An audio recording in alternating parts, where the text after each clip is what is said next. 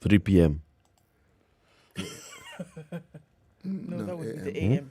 Valid question, AM. Mm-hmm. And he's awake now. I am awake, but I'm wide awake. Or should I say I'm fast awake? The fast is asleep. Wide is awake. Who says you can't change? You can change things up, switch it up. I mean, live a little, right? Who says? Eric, how are you? I'm fine, thank you. Mm-hmm. Yes. Good. I had a good weekend as well. Yeah. Looking forward to a new week, and this is the Christmas week, and so we just basically going to be saying Merry Christmas to everybody who we speak to, because this is it. This is it. Okay? Yeah. We have a number of conversations to have today. So doctors, that 21st day that looked like it was very far is today. Here it is. And despite all the efforts by everybody else, including the senators and the members of parliament and blah, blah, nothing came out of all those talks. So the doctors have decided that they are downing their tools today. So they're joining the nurses and clinical officers, which means now that public hospitals are completely paralyzed now. And if you actually go with lab technicians, Kina Yegon, and the way Yegon had told us, even as we are on some sign of a go slow, then that's it. That's it. Crisis. Christmas time, no doctors. Crisis. So this is what we're facing. Doctors will have a conversation today. We'll also have the conversation about Nairobi. So Mutura is going to be given the job of running Nairobi today. Who? Mr. Mutura. Mr. Mutura. Who is Mutura? He is a county assembly speaker. He's next in line now that there's You know no this deputy. guy, This guy called Eric. goes around saying things that are very inflammatory. Like what? Mutura is a good way. He's running Nairobi. Nairobi will be under Mutura. Wouldn't be the first time. No, But anyway. Mutura is an African sausage. Yes. I don't even know what to say. So he caught me off guard completely.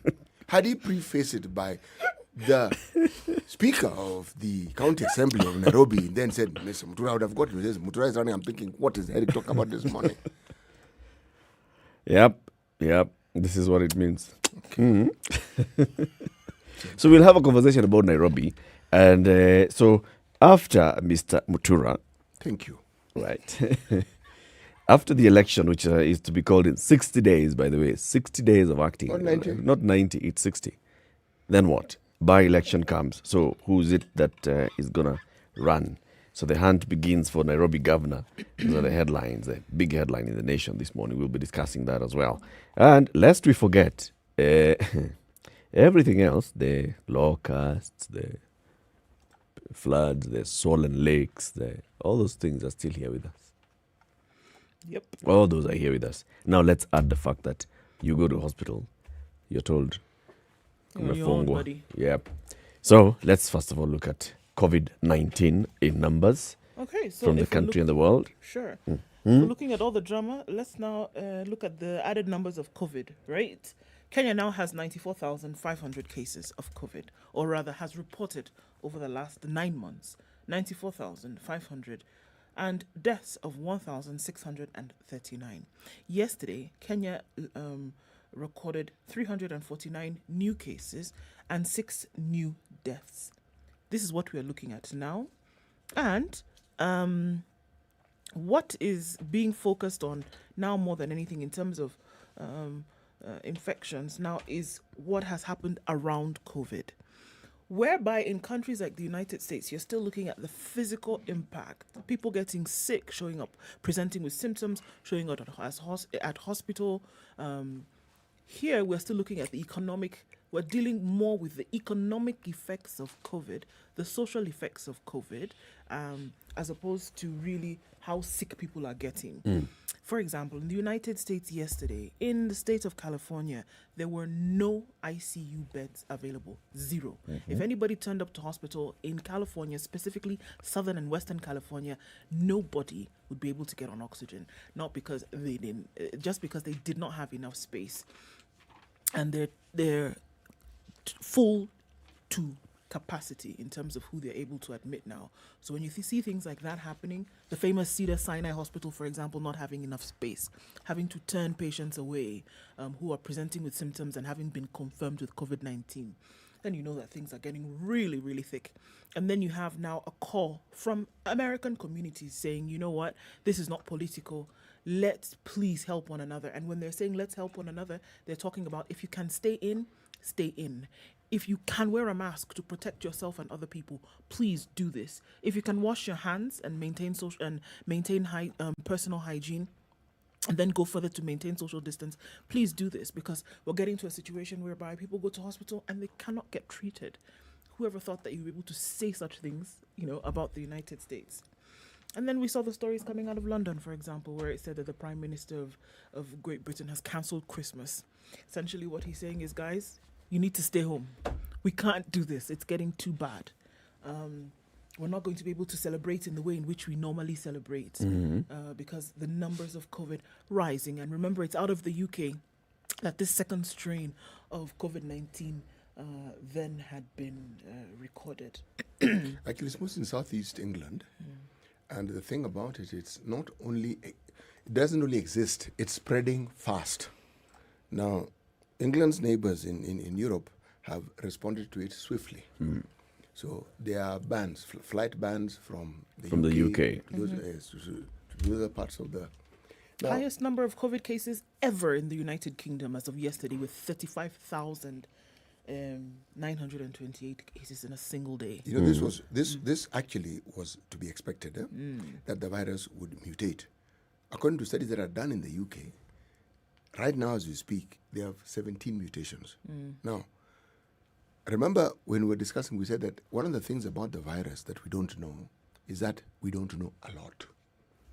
There are things we know, but the things that are actually known about the virus falls in the category of the little that we know as opposed to the great deal that we know. A great deal is what we don't know. So what are the characteristics of this new mutation? It's spreading fast. Is it as lethal? No, that they don't know. There are no signs that it affects people in any way that is more adverse than what was, should we say, the common... 0.1. Yes, exactly. They don't know that. But that is now causing the worry because they don't know. They're trying to figure out whether it is. But the thing that has been determined is that it spreads faster. It's spreading faster. Yes. Now, what also is not being, they're not clear about is how is it spreading faster? What medium is it using to actually speed up this infection rate? So spreading faster, once it lands on your body, it spreads faster. It spreads faster on your body, but the infections are also faster. Meaning, you have it, someone else getting it, it's likely that it'll catch more momentum than the previous one. By virtue of the fact that you're in the same space, whereby the first strain was that we could be in this room together, and okay, so maybe one person would get it, and likelihood of you spreading it to the next, unless you actually came and either sneezed on them or touched them. Now with the second strain, the likelihood of you getting it because you're in close proximity with each other is greater than it was with the first. They are also claiming that these high numbers that they're registering is as a result of that. Yes. South Africa as well has recorded a COVID 2.0 strain. As has Australia. So if we look at the numbers that are coming out of South Africa, I can just do that for you quickly as we look at some of these other details. Okay, so South Africa's numbers have come up ever so slightly, and when we say slightly, in comparison to what it was before. So 9,445 new cases in South Africa, 10,000 the day before, and 8,000 previously. And so, they're around this average in the last couple of weeks. They've been at an average of about 8,000 new cases. But daily. Yeah, exactly. Another strain having been found in South Africa as it has in Australia. And Australians over the weekend were also a bit concerned that they would also get the announcement that their Prime Minister would let them know that Christmas also would be cancelled. It's going to be cancelled. There's that little detail, and also if you then land in Australia, the quarantine period that we keep talking about will have a direct cost to you. Yes. So it's mandatory 14 days now. Yes. Self-quarantine once you get into the country. So there are people who maybe who are citizens of Australia but outside the country. There's that little, well, it's not There are really people who little. traveled home for Christmas, and this is the things that came out in the news, is that there are people who traveled home for Christmas. They did not know about this, and so they have to quarantine. They're not going to be able to spend time with their families. And so they're now asking themselves the question, so why did we travel? come? Yeah. You know? Yeah. And there are very many. So there are several countries that, like you're saying, are now banning flights or travelers from the UK, from South Africa as well. Saudi Arabia has announced a shutdown of all its borders, land, sea, air, for 10 days. Nobody comes in, nobody gets out of Saudi Arabia. So if you're in Saudi Arabia, you're stuck. That's Yep. it. You're stuck there. Then there's another news item from by Al Jazeera about Australia stopping the purchase of a certain vaccine. They have cancelled an order of 51 million doses of a COVID-19 vaccine that was being developed by CSL Limited and the University of Queensland after trials ran into difficulties. So these difficulties, according now to the company itself, it says that to develop this vaccine, they were using some bits of HIV. And that is the what's it called? Let me just read it directly. Okay. Where is it?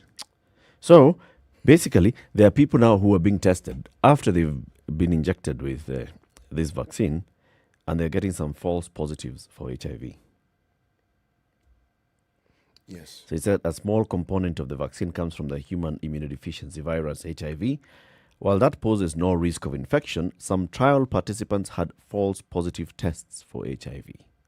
So for that reason, they have decided to discontinue their trials, and therefore the government has decided to discontinue the order.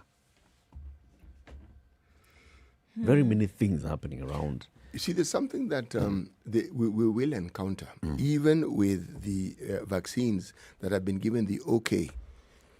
There will be people who will react adversely. Yeah. But that isn't the issue. Yep. That's not really a biggie. The question is, when you say adverse, how adverse?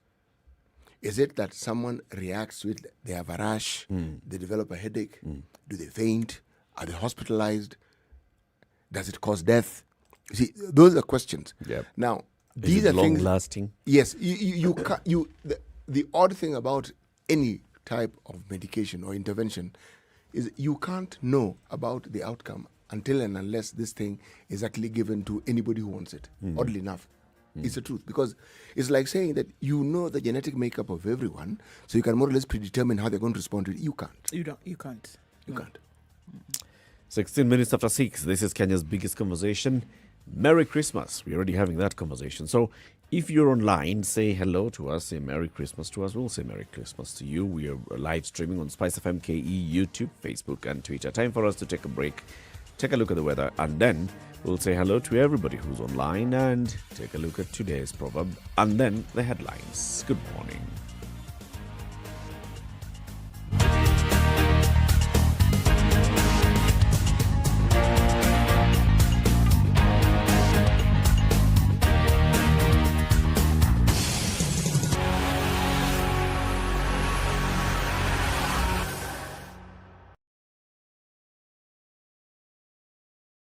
When you hit the jackpot, you count yourself lucky. But what happens when luck hits hard? Yes, that's what happens. Hit your lucky box by going to M-Pesa Paybill 290813. Input account number as Spice FM and then deposit amount 20 shillings. Then send an SMS picking any box number of your choice between 1 and 6 to 29302. Simple as that. Play today and watch luck hit you hard. Play, play, play and win with Lucky Box. Gaming is addictive and is not meant for persons under the age of 18. Lucky Box is a lottery game licensed by the Betting Control and What's Licensing going Board. on in Nairobi today? Mostly clear this morning at 17 degrees, highs of 26, coming back down to lows of 17. It's going to be a rather warm day today. Partly cloudy conditions in Nakuru at 14, going to highs of 26. 23 will be the high in Nyeri today. It's mostly clear at the moment at 12. Clear skies also in Eldoret at 11 degrees. That'll be the low as well, going to highs of 23. It's clear in Kisumu at 19, highs of 28. Clear also in Kakamega this morning, highs of 30 and lows of 15. It started the morning as rain in Mombasa, 26 degrees. We'll go to highs of 31 and lows of 25. Malindi at 19 is clear, going to highs of 27 and lows of 16. Clear conditions in Kampala this morning, stepping out of Kenya, 19 degrees at the moment, highs of 27. And in Dar es Salaam, light rain at 26, highs of 31 and lows of 26. Clear conditions in Johannesburg at 16 degrees. We'll see highs of 25 and lows of 16. Lagos is clear this morning at 26, highs of 31 and lows of 25. Kinshasa is experiencing rain showers right now, likely to go on for most parts of today, highs of 27 and lows of 22. Looking into Beijing and into the afternoon, 5 degrees will be the high today, currently at 0 degrees flat and sunny conditions, going to a low of -8. It's raining in Paris at 8 degrees, highs of 14 and coming back down to lows of 8. Also in the UK, we're seeing some rain in London, specifically at 10 degrees, going to highs of 14. And finally for now, Sunday night in New York reads 5 degrees. We'll see highs of 5 today and coming back down to lows of 1 with a chance of rain combined with the snow.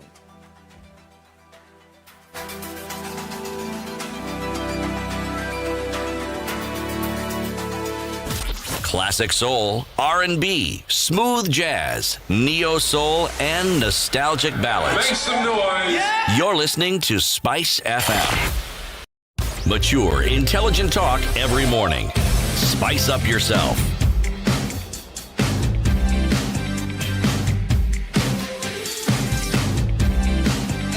Mornings done right. 94.4 Spice FM. After 6. Who's online? Good morning to you. Oh, Merry Christmas, everybody. Alex Morara is tuned in and says, good morning, and says, a fresh new week. Glory to the Lord. Good morning from Eldoret. Benoit, philanthropist. Charity is tuned in from Nakuru. Everybody's online this morning. Lysandra Matthew says, good morning, good people. Bogo Alex, Merry Christmas, rather Christmas week and happy holidays live from Nyeri. Shegewan Dungo says, good morning, as usual, tuned in to the big conversation. Dagi Oguta says, good morning, and to a CT Muga and Eric Latte for good week indeed. Already tuned in from Nyabola Nyakach, Kisumu County. Where? Kev Santana. Good morning, folks. Tuned in from Nanyuki. The virus has mutated, he says. Will the Pfizers and Modernas do the trick? We'll have to wait and see. Oh, yeah. Abraham Lucorito, locked. Merry Christmas from Dorcas Kimother. Good morning, guys. Karibuni Pwani Jamani. Hey, Maze. Uh-huh. And Solo Ware is tuned in this morning. Says, good morning, people. Have a great week. Are politicians still on the loose? He's saying.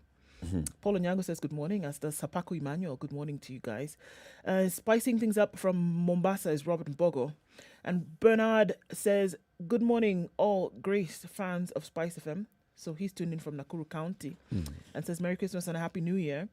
Good morning, crew. And that's from Wycliffe Ogora. And we must say happy birthday to Reagan Haskell Nyandinga Jr., and he says, good morning, it's my birthday. Happy birthday to you. Happy birthday to you. We might get CT to sing.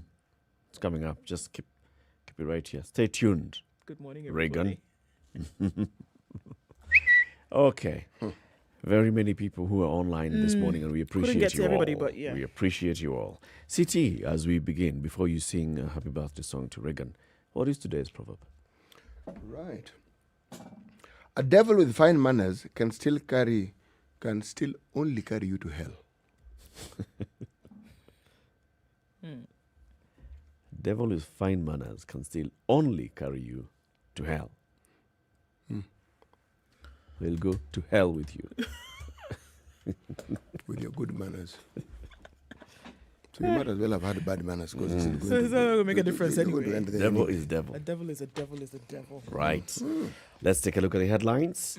Where do you want to begin? Exodus in schools. Can I start with that? A heavy burden, job losses and reduced incomes owing to coronavirus are forcing transfer of pupils from high-cost private schools to public institutions, even as parents are bracing themselves for fees, school uniforms, and COVID-19 mitigation charges. So we have heard this story for a while. I mean, the number of private schools that were shut because of COVID and now they have been unable to reopen. 135 private schools have been unable to reopen. We also know from government statistics about 1.7 million people who have lost their jobs and livelihoods. And this is just from the National Bureau of Statistics. That's looking at people who are formally or semi-formally employed. So others who are also depending on this, you can imagine, livelihoods have been affected. So what's happening is that now there's mass exodus of people applying to move to public schools.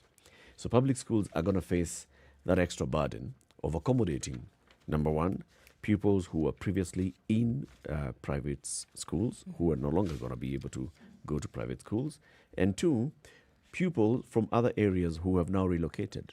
Because you remember, with this, there's also been some sort of exodus from the urban areas to the rural areas. So those schools in the rural areas are going to be able to, going to be forced to accommodate new students. This is going to be something big come the reopening of schools 2 weeks from now. Jasper Kamau, this story talks about Jasper Kamau, who lived a life that he had always dreamed of. He is a father of two. He worked hard to take care of his family. His business was flourishing and he could afford to take his children to one of the top schools in Nairobi. He could afford to pay more than 200,000 fees per term for his children. But the collapse of this business forced Kamau to reevaluate his expenditure. For instance, did he have to pay so much for his children's education?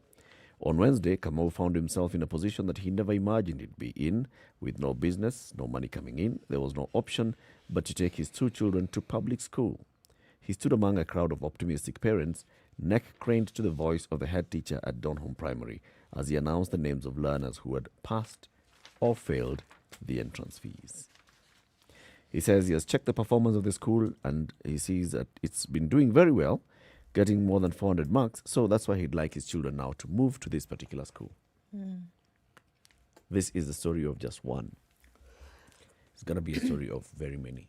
It is. And, even as we talk about the fact that schools are opening in the next 3 weeks max, right? We're looking at schools opening 3 weeks from today, actually. The assumption would be that all parents have found schools for their children. No.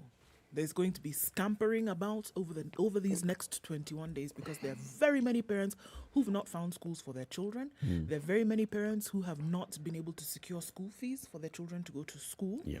Regardless of the fact that, time was pushed a little bit because of COVID-19, but still people are hoping, by that time, maybe something will have come through. There are very many parents who are going to be at the negotiating table with school heads that please let us be able to pay in installments or just accept my child and I will bring something.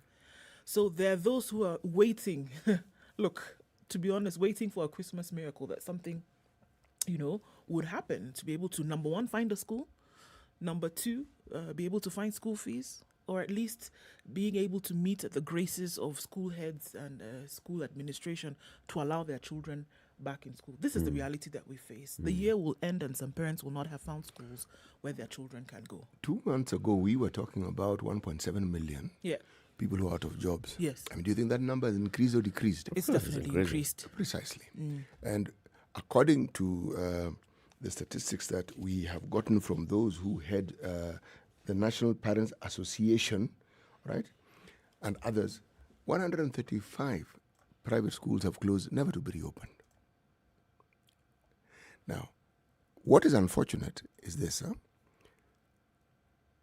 These schools that we speak of, part of the reason why parents took the children to private schools was simply because, public schools, once we declared that primary school education was free, they not only failed to capacity, but there was no attempt to increase the classrooms, simply put. Yeah. So you wanted to fill in students with the same number of teachers, same space that was there before. Yep. Now, here we are saying this number of schools have closed. And with every single year, two things happen. One, the new entrance into the school system, but also there is an increase in people who are now going to enter the school system who had public school system who had previously not been there. Now, even in public schools, you will see movement because there are parents who took their children to boarding schools who will now want the children to go to Day a school.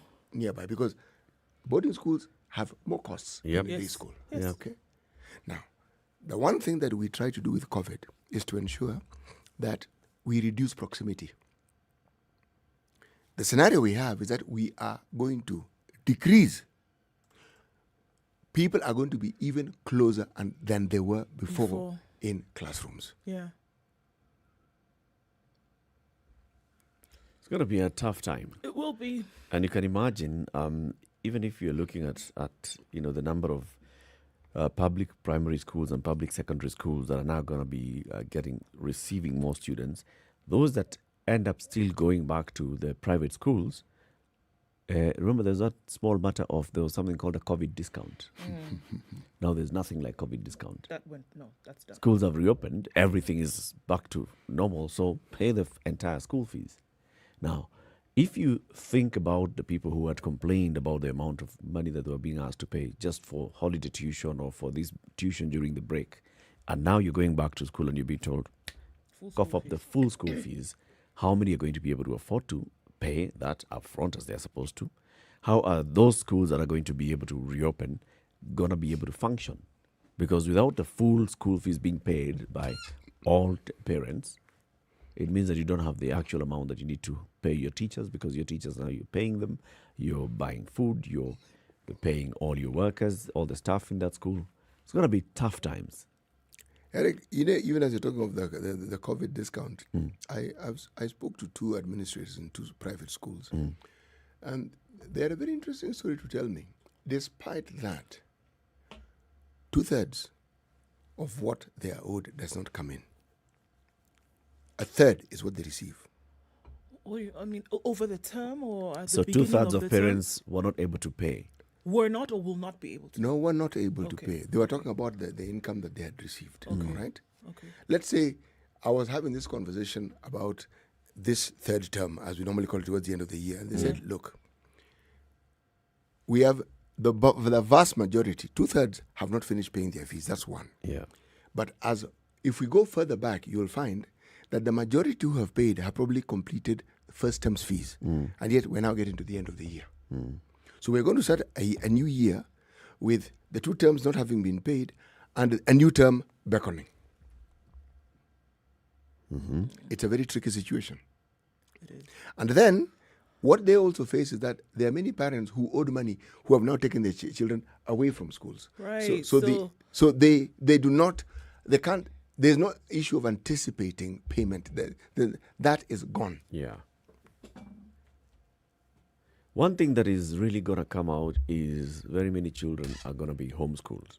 Okay. That is most likely going to be a new scenario, yes. Now, if some people could actually come together and set up a proper homeschooling structure, where then you're able to reach out to these children and the children, and then be able to offer the same education, then you'd be able to sort out very many people who require that service.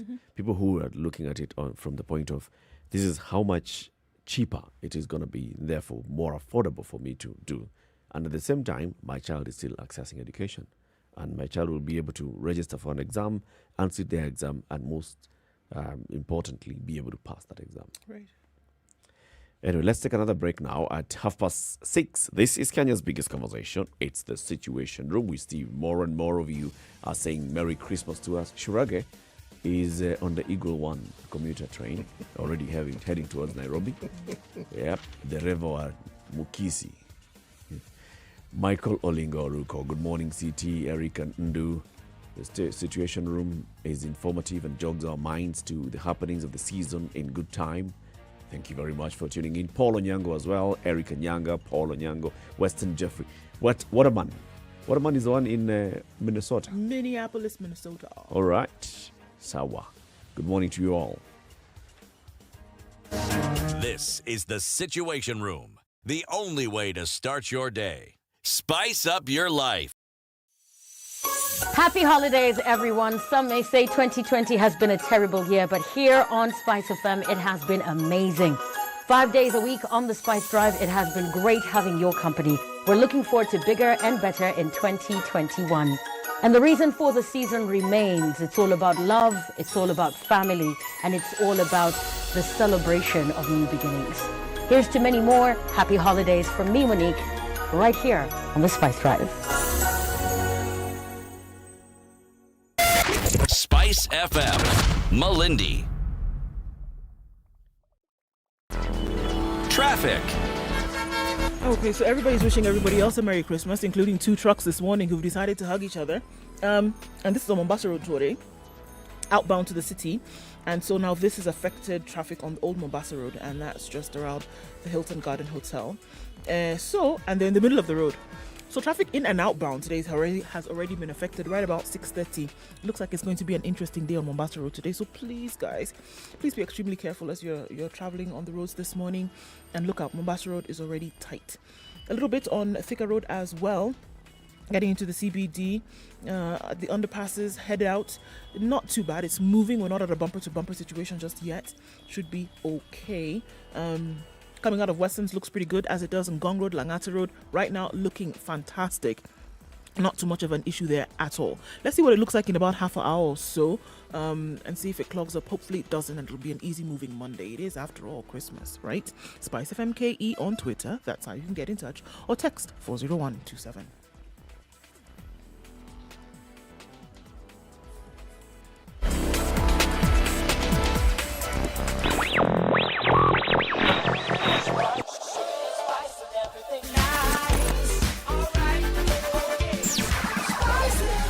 Spice up your life.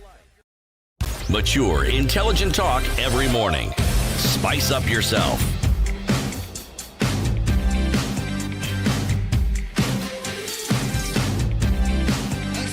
25 minutes to 7. Well, other headline. 94.4 Spice FM, Nairobi. The hunt has begun for a Nairobi governor, and there are some who seem to have thrown their hats into the ring. Peter Kenneth, former Gatanga MP, has reached out to running mates. Dennis Waweru says he is the compromise handshake candidate. William Kabogo, former Kiambu governor, is said to be eyeing the city seat. And Margaret Wanjiru, she's in Deputy President William Ruto's team. Intense lobbying behind the scenes maneuvering are on to find the best man or woman to run the city's affairs, with divided opinion on whether it should be a politician or a technocrat. Aspirants have thrown their hats in the ring, and many more names have also been floated. So people are jumping hot on the heels of the impeachment of former governor Mike Mbuvi Sonko, and many people want to have the seat. And this is even before the dust has settled on the impeachment. Former Stare MP Margaret Wanjiru, for example, the 2013 presidential candidate Peter Kenneth, Building Bridges Initiative National Secretariat co-chairman Dennis Waweru, those are among the politicians said to be eyeing the seat.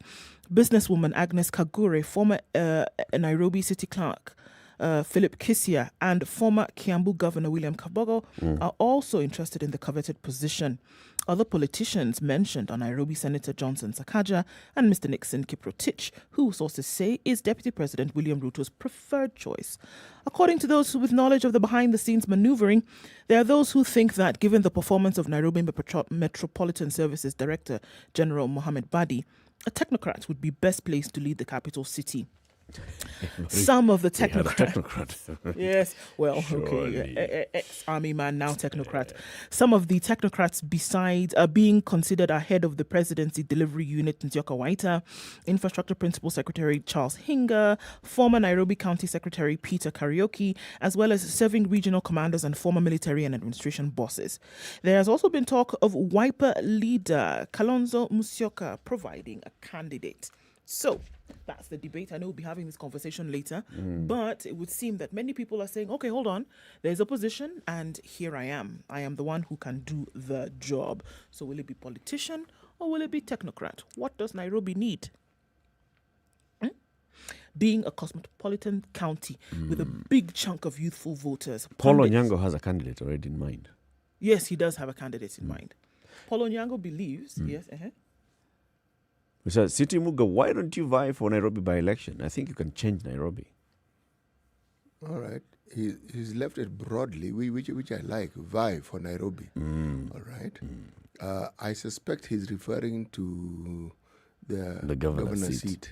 Right. If the threshold required for someone to be governor is 3 votes, I will vibe because I can get 3 votes. You can That get one you three. know you can get. 3 I can get. No, You know city how we can somebody get says, you what many can you votes. get? 3. You can get 3. I can get 3. You just spend a little bit more money and time and you'll get more. For example, Paul Onyango and ask, we can form your campaign team, right? Tuende mashinani, tuongeleshe vijana, so Ndu ataongelesha wamama, Paul ataongelesha vijana, like that. Watu wa soko. Let me treat this thing with the seriousness it deserves, all right?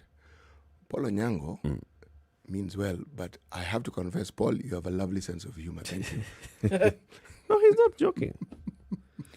So it seems the age Listen factor. to the voice of the people. This is the voice of people. What is being said now is that the age factor will play a role in deciding the election winner. Ah, please. Age According factor. to this- Age factor. All right, meaning what What role? exactly? That because Nairobi is a cosmopolitan county, a big chunk of youthful voters, pundits say party politics and the age factor will play a role in deciding the election winner. You think so? Not me, pundits. No, you're reading it, so I'm reading what the pundits have third said. person. What do you think What do I think? of Nairobi? I think that would be a very good thing. I think it's already been decided, if you ask me. The government, we already somebody knows The who the person. governor Yeah. is. I think it's already been decided. Just like it was decided that Sonko was going. Yes. They knew who was coming in. You start by who you think should replace him, And then- say, okay, let's get Now let's remove let's that get guy. rid of him so that we can actually put this person who can actually work with us the way we want. But what I also foresee, Yeah. General Badi isn't going anywhere. Of course. So whoever comes in Must work with Buddy. doesn't have an option but to work with Badi. They can do the greeting of the visitors, the cutting of the ribbons, and all these lovely things that governors are supposed to do. Buddy will be the governor. Badi can actually run the county and do what needs to be done. But then we'll be looking perhaps in greater detail as to what has been done in the Nairobi County and what General Badi has probably done since he got into power. Okay. And what he hasn't done. Let's look at other headlines as well. Moi's BBI meetings stir political scene. So, Gideon Moi, the chairman of the Jago party, KANU, has been going round the country sensitizing people about the BBI and basically campaigning for it. So his style appears to be different from the others. While others are going rallies or reggae so Gideon Moi has decided, I'm going to have one-on-one engagements with opinion leaders and people on the ground. So he has had a series of campaigns in support of the proposed constitution, and this has started discussion on his political game plan in Uhuru's succession matrix. Gideon has sustained his tours across the country promoting BBI, which has been interpreted as a sign that he is keen to champion the reform agenda and play a key role in the next election. The Baringo senator has so far gone to Migori, Narok, Bomet, Embu, Nairobi, Nyeri, Elgeyo Marakwet and Samburu counties in the last couple of weeks to do whatever he's been doing in terms of campaigning for BBI. But I think in addition to this also, remember, he's probably reviving the party memberships. Huh? At the same time. Yeah, because if there's one thing KANU had members all over the country. And people moved on to other parties. But there are one or two, you'll find there are one or two stalwarts who did not move from KANU. So now, this looks like a move to also revive the party fortunes Yep. and to re-engineer the membership. Yes. But what is certain, and this debate, I think, is worth looking at. You see, when you talk about the thing that seems to be the focus of most people when they discuss the BBI, the top-heavy leadership positions, okay? The question that one asks is, how exactly are these positions going to be divided? Is it going to be among the communities that are considered to be the largest? Those details, Is it? Yes. those details, they are not clear. And that's what Kivuda Kibwana, for example, was talking about. So if we say that what we are trying to do is expand the executive so that we can have more inclusivity and everybody feels part of the government, then you need to be talking about the minorities as well. You need to talk about how you're sharing out the 5 seats. Now, if it's not very clear, the president will pick the prime minister, the deputy prime ministers of his choice. The prime minister is not the president's choice. It's the choice of the people. the person who has the largest, the Number leader of- of the, yes. the largest majority in the House. yes. Then the deputies, president's choice. So, how then do you, the running mate of a president, the candidate's choice? So, you really cannot say that it's going to be at the largest tribes. You may try and play those games, but then that just becomes a ruling by the majority, You see why I raised the to the question? detriment of the minority. Is because this is the debate we've had since independence. It's not a debate that is coming up now. And for the longest time, that is something that has bedeviled us. Whichever community you think comprise the largest in terms of numbers, it has always been a debate. Now, again, if you want to be relevant, what then do you do? Do you ensure that your party has a large number of people? Do you ensure that you have a large following right across the country? Because the population of your own community is not going to cut it. Not anymore. Because at the end of the day, the issue of the number of people you have in parliament, because your neck of the woods can only guarantee you a certain number of seats. Yeah. But for you to have that large number, you need other people in other parts of the country Yeah. to actually be part and parcel of this party of yours. Yeah. That's where coalitions come in. But That's at the where- end of the day, the people who are championing these 5 seats right now, they're looking at themselves occupying those seats. So it's tribe ni wewe. I wouldn't really expect them to have any other thoughts, really. Most thinking, the thinking of most politicians, they don't devise these things so that others can benefit from them. No. It's for them. Why go into all this problem if you're not going to benefit from it?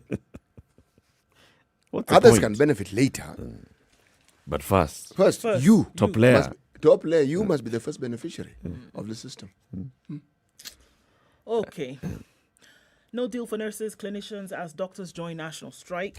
The country now faces paralysis of health services as meeting held to resolve or solve issues bears no fruit.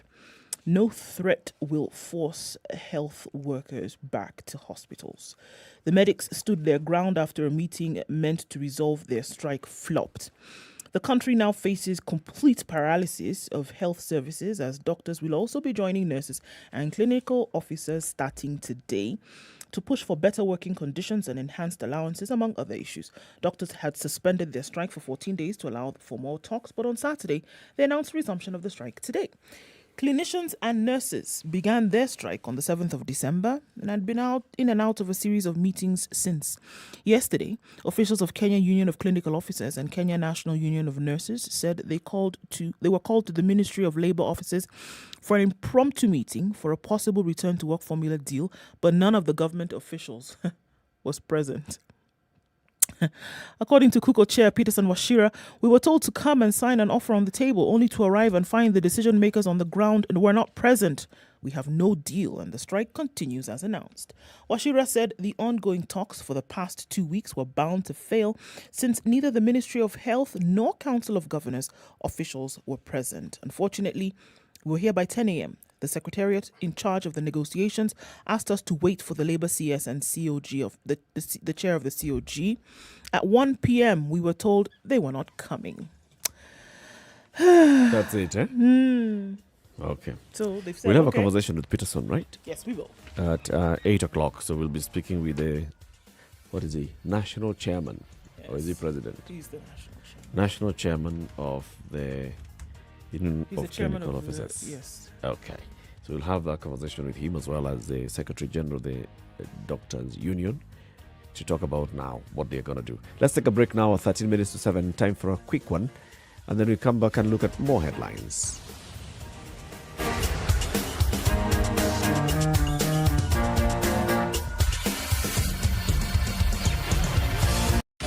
"24/7 around the world, non-stop. This is Spice FM.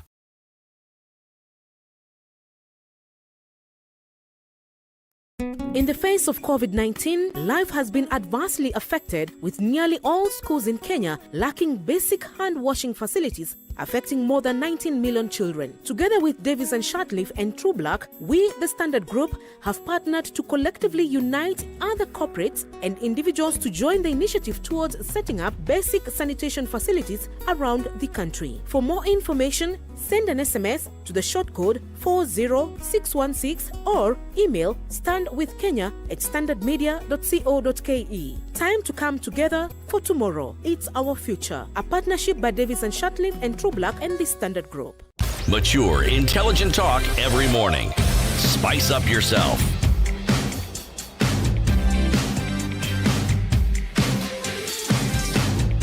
It's 11 minutes to Mornings done right. 94.4 Standard this morning. This is a story of a woman called Philaris Komen. Philaris Komen has been in hospital for the better part of this year. She suffered a mild stroke. She has recurring abdominal pains, depression, and paralysis on the left leg. So she has been admitted to the Kapsawar hospital for the better part of this year, and she's been there basically throughout this period. Now, what's the other side of the story is that she left her 3 children at home in Kambi Swahili slums on the outskirts of Kapsawar town. Now, the eldest of these children is 12 years old, grade 4 pupil, Brian Kemboi. Brian Kemboi is the one who's taking care of his siblings since the mother went to hospital. So what Brian does is he goes to the nearest forest, goes to look where they have been burning charcoal, collects a bit of that charcoal, goes to hawk it within the homesteads of Kapsawar town, gets about 300 bob, and that's what he uses to take care of his siblings and also to visit their mother in hospital and take her something to eat. So this is a story of a young grade 4 child who has become basically the caregiver of the entire family, including his own mother and his siblings. What this also brings to the fore is that this extended family structure that we keep talking about seems to be more mythical than is real. Because remember, not too long ago, we were discussing some tragic thing that happened in Naivasha, where a mother was actually responsible for killing her children. Remember that? Yep. And again, it was because of the desolate situation that she found herself in. Okay? Now, I have to ask the question. This individual certainly has relatives. Because from what we read in the papers, the children are now having to rely on the neighbors. Understood? So here's what she says. I've got no other family members apart from my 3 children. My parents and my siblings are all dead. My husband vanished as soon as we came out of Embobut Forest, where we were squatters. And the husband didn't have relatives. Yep. We don't know about the husband and the relatives of the husband. Basically, the husband and his side have moved on. So it's about Philaris Komen. She doesn't have parents. She doesn't have siblings. Well, this is clearly a reality that one must face. That the extended family system, as we so-called refer to it, is dead. Whereas it was something that you could, especially when we're looking at our culture here, is that it was a part of your family that you could always depend on, that would help out. Whether it was children that you could leave with grandmothers or aunties or cousins or uncles, now it would seem as if the nuclear family then is on his own. You see, it's social and even that is disjointed. Social security. Something that you knew you could depend on as a support when things got bad. Not as though it supported you every day. The idea was to help you get back on your feet. Sure. And it's a system that has worked for the longest time. Yeah. I think one of the things also that we must consider is the fact that people really move. So if you think about Philaris and her husband were living in Embobut Forest for a long time as squatters, that means that was not their original home. So you may find that where this woman had come from originally, where now you could talk about the extended family, the distant uncles and such, maybe they don't even know where she is. They don't even know the plight that she's facing. They have no idea that Philaris has been in hospital for this long. They have no idea that the husband left. They have no idea that the children are suffering. This is a phenomenon that economists described as alienation, and it's something that happened mostly in urban centers. And what was fundamental to this is, for instance, the example given as fundamental to this was someone not even knowing who their neighbor is. Yeah. Right. And yet they live in the same flat. Yep. So literally, you open your door, you walk into someone else's house. Yeah. But it looks like that phenomenon no longer, Doesn't exist. it doesn't only explain what happens in urban centers. Essentially, with the movement of people from where they originally came from, this isolation is taking place even in rural settings. Yeah. Yes. Yes, it is. Yep. It is. It's a sad story. It's a good thing that the hospital has been waiving fees, because they say they've waived 140,000 shillings fees for, they say, just That's some kind of stay reprieve. I here. can't imagine, because you want to say grade 4 child, but then really drive it home. You're talking about a 9-year-old boy who is taking care of his mother and siblings. Remember also that this child is 12 and in grade 4. It also tells you a different story. Yep. This child was probably not able to start school at the time At the other right- children were able to, Sure. because of the desolate situation that they found themselves in. Every time I hear of these stories of young children taken care of, I'm reminded of the scourge of HIV when it was at its peak. This was something that was considered fairly normal in very many parts of the country, where HIV had actually hit the adult population. You'd find children looking after children. Yep. Then Very you'd find sad. children marrying children. Very sad. It's the case. What's in the Business Daily? Business Daily, this one, let me tell you what I am going to avoid talking about, and then I'll tell you what I'm going to talk about. Okay. Civil servants face pay delays on cash crunch. I'm not discussing that. Okay. Okay. Safaricom Group taps 155 billion loan for Ethiopia entry. I am not discussing that. Okay. However, I am going to discuss floods pain. All right. There's a picture of a woman who is sitting clearly on some stone or the other, and this is as a result of the rains in the Nyando area and the flooding that has followed thereafter. But we are going to be looking at this in great detail. All I'm saying is this. Rural areas in this country are facing the brunt of A, natural calamities, B, the additional suffering of COVID. And one wonders how it is that they will be able to get back to as close as possible to the lives that they lived normally. Yes. We'll be looking at that in the next hour. Yes, we will. Lest we forget, we have so many other things that are happening in the country right now in terms of, people suffering and all. Looking at other stories in the papers this morning, there's a story that I'd seen. I'm trying to trace it. I'm not actually sure. Tell us what the story is about, then we can This help story you trace it. is about, remember at some point there's a gentleman who used to work for Nakumat, and he was an auditor, an internal auditor. He was shot dead Yes. in the wee hours of the night. Yes. This man, the company had taken out insurance for him so Yes. that in the event anything happened, they'd get paid. So it was Yes. about 30 million shillings insurance, insured with, I think, in India. So the insurance company remitted the money to Nakumat. Nakumat did not remit the money to the beneficiary of the late worker. So this woman, the widow, has been going back and forth trying to basically get this company to release the money. Now, so you know where Nakumat is. Well, in this case, where it is not. So Sheesh. the issue is, so now what happens?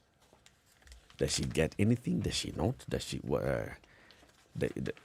That's a sad story of something that has happened to someone. What I don't seem to understand is why did they remit the money to the employer? Because it's the employer that had taken out the insurance. I thought, if I understand this thing correctly, that a law was passed where in such cases as is with accidents, 2 checks are made. One is made to the lawyer, one is made to the beneficiary directly. The beneficiary is not the employer. It's not the employer. No. It's not the employer who was insured. It's the member of staff. Yes, so the member of staff has a name.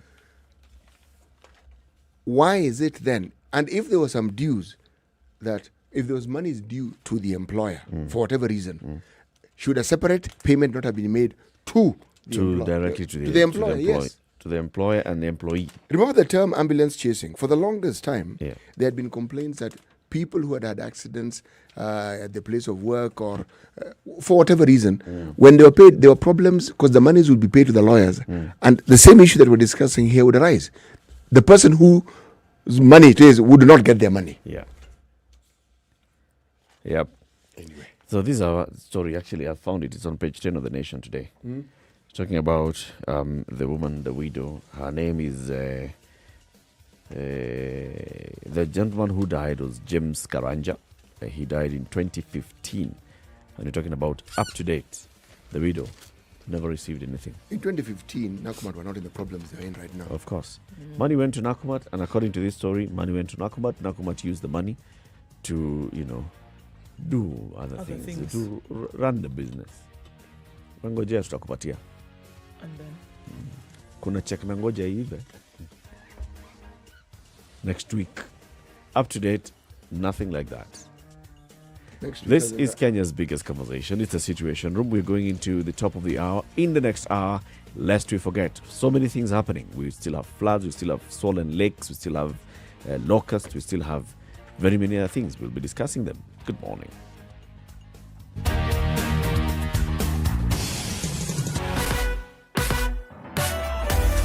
Sugar and Spice. 4.4 Spice FM. Okay, so on Mombasa Road today, Traffic. it seems it's a morning of trucks. Another one has stalled at the General Motors this morning on Mombasa Road, and it's the main cause of traffic flowing. Past GM, however, you should be okay. All the way from the SGR today until GM, it's moving very, very slowly. It's bumper to bumper in some parts. So just so you know, that is not happening today. Inbound, however, on Mombasa Road is looking pretty good. In and outbound on Thika Road is moving slowly, but it's fine. Getting into the CBD and also getting out of it is not too much of a headache this morning.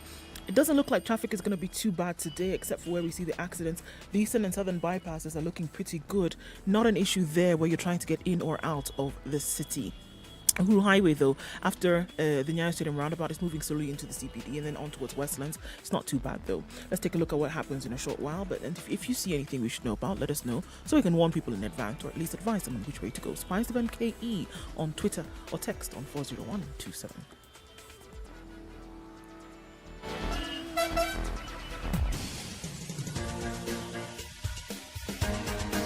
This is The Situation Room, the home of hard-hitting political commentary and penetrating insights about the state of the nation. This is a talk radio experience like no other. The Situation Room, a place for hard truths, debates, and elevated conversations. The Situation Room, witty, political, engaging, deep, controversial. In the room, we have C.T. Muga, researcher, academic, seasoned political observer, a fountain of wisdom in these politically uncertain times. Ndu Oko, Nigerian by birth, Kenyan by choice, communications expert, Pan-Africanist, a truth seeker and believer in people power, and Eric Latif, agent provocateur, the man in the chair, seasoned journalist, news hound, a man who believes in punching up, not down. This is The Situation Room, the only way to start your day. It's 3.5 minutes after 7. Thank you very much for tuning into The Situation Room. Merry Christmas to one and all. This is Kenya's biggest conversation. We always begin the hour with the proverb, and as we do that this week, we'll also be saying hello to everybody who is saying hello to us and Merry Christmas. And Founder Justin says he's glad to be among the fans that have been tuned in and always listening to The Situation Room this year. And the prayer is that we'll be in your studios come 2021. Mfalme. Yes. Let's pray that 2021 finds us, and then let's see. Your prayer could just be answered. Patrick Otieno Okeno says, good morning, listening from Kisumu, Mombasa. There are people who have been listening to us and others like a Polycarp who says that we have had an issue with our frequency and our signal in Mombasa, in some parts of Mombasa since Friday. This is true, but it's also being addressed and it's being fixed.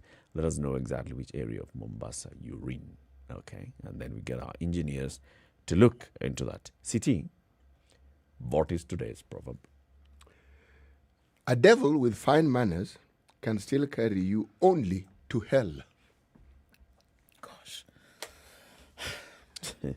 Monday morning musings. Wow. Okay. And the only here is not for you. It is for hell. It's not only you. It is only hell. Alternative is one. Hell. Hell. Or hell. Okay. There are no high waters here. No high waters. It's hell or hell. Okay. Hiya. So you told us about this photo that's... Is it on the front page of the Business It Daily? is the front page of the Business Daily. It's and also on page 19 of the Nation. I think it's the same Yes. photo, right? Yes. Of this particular woman. A woman sits on a boat in the flooded village of Ombei, Nyeri Yes, constituency in yes, Kisumu County. Yes. Okay, so tell us about that. Well, the thing is, that Nyando is known for one thing and has been for the longest time, the perennial flooding. Okay? It's been flood prone from antiquity. However, there was a time when the flooding menace reduced significantly, and why this was so was simply because, one, the distributaries of this particular river, some were rerouted, but more significantly, they were dredged. See, over time, what happens is that passage that water goes through, siltation that comes from up the hill lands in. So what you find is the space within which the water can move is reduced. So once this process was actually carried out, even when it rained and whether there was heavy rain, you actually found that the troublesome flooding that had been experienced was not experienced in the same way. Now, this was during the term, I've mentioned this before and I have to mention it again, of one particular gentleman called Engineer Eric Nyamunga. And the person who was then Minister for Water, Irrigation, and other attendant issues was none other than Martha Karua. Now, there are many things that people do not know about Martha Karua, but one of the things that she did, you know, these water boards we keep talking about, which we take for granted. Many of them were actually set up during her tenure as Minister for Water. Okay, but I am highlighting this because something that was considered unstoppable and something that was considered beyond remedy was actually sorted out. But the flooding that we've been receiving, this isn't normal, because this isn't it's not even just flooding, it's called a backflow. All right? And this is something that happens after decades. It's not perennial.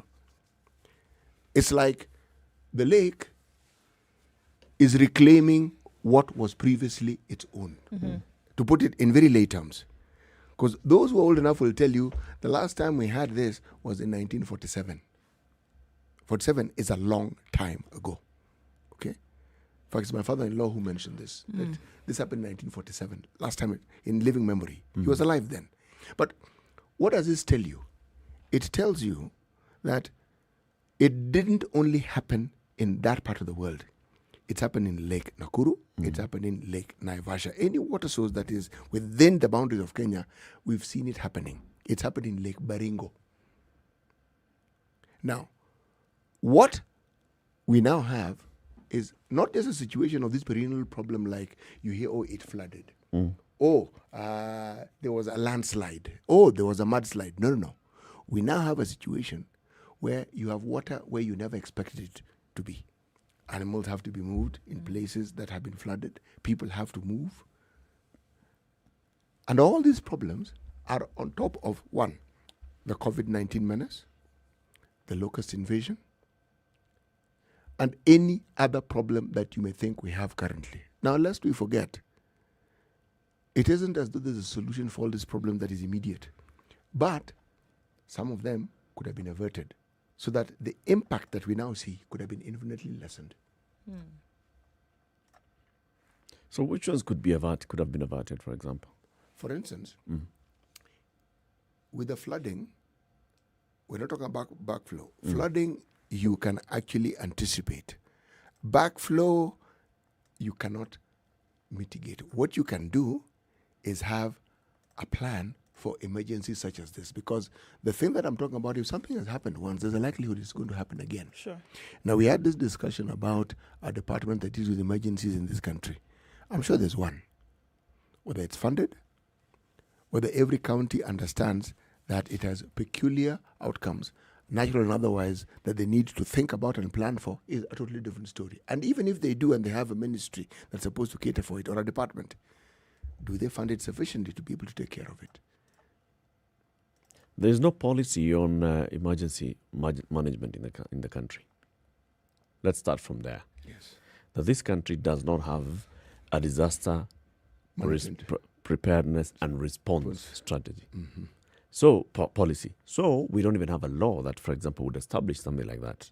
So, what we have right now is a multi-agency task force or team that is set up that sits under the Ministry of Interior, brings in some police officers, brings in people from the Ministry of Devolution, brings in the Ngao officers, brings in some people from Red Cross, who would sit once in a while ad hoc when a disaster strikes. And that's when they are put to use. The rest of the time, absolutely not. So, about our preparedness for disasters, about what we do for disasters, it starts from that point. We don't have a framework that then could foresee a disaster, could start preparing, and then could avert or even act and react swiftly.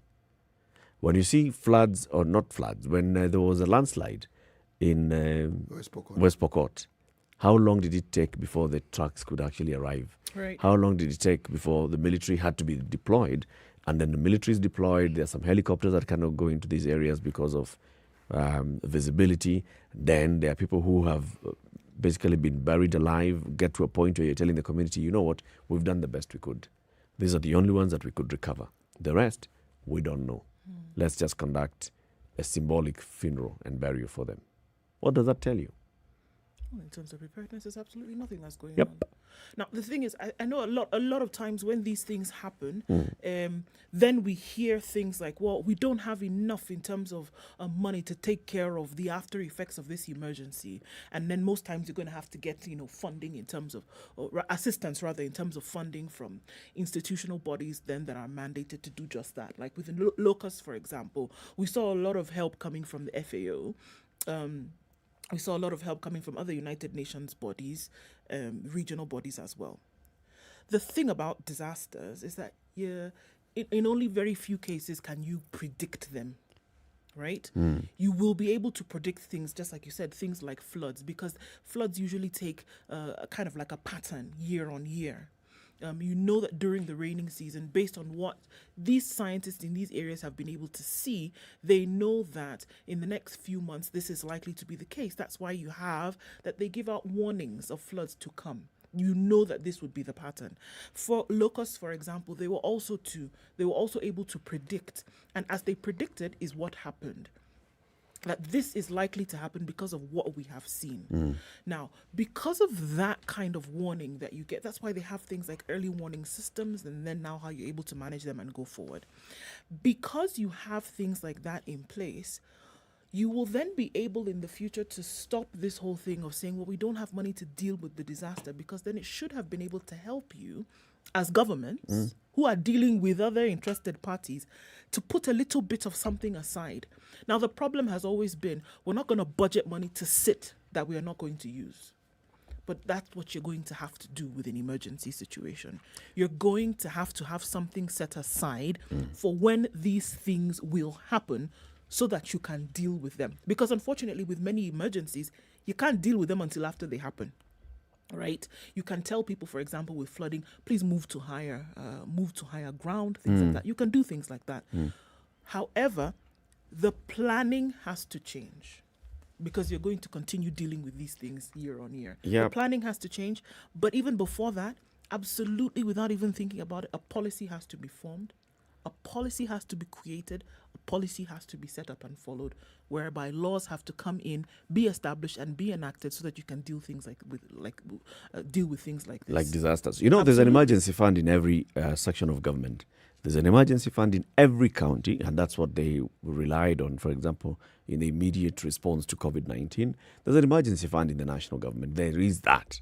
The problem, I think, is When you don't have a well-structured approach to this, when you don't have bodies and structures in place that this is what we need to do to address. So when Nyando starts flooding and Lake Victoria starts backflowing, or the Rift Valley lakes start filling up and you don't know what's happening, then it takes a lot of time before any mobilization takes place. How do you mobilize people, resources? Who needs to do what? Is it the county commissioner then who has to call a meeting and ask people, so, okay, guys, so this is happening, so what do we do? The county commissioner will talk to who sits in that meeting, right?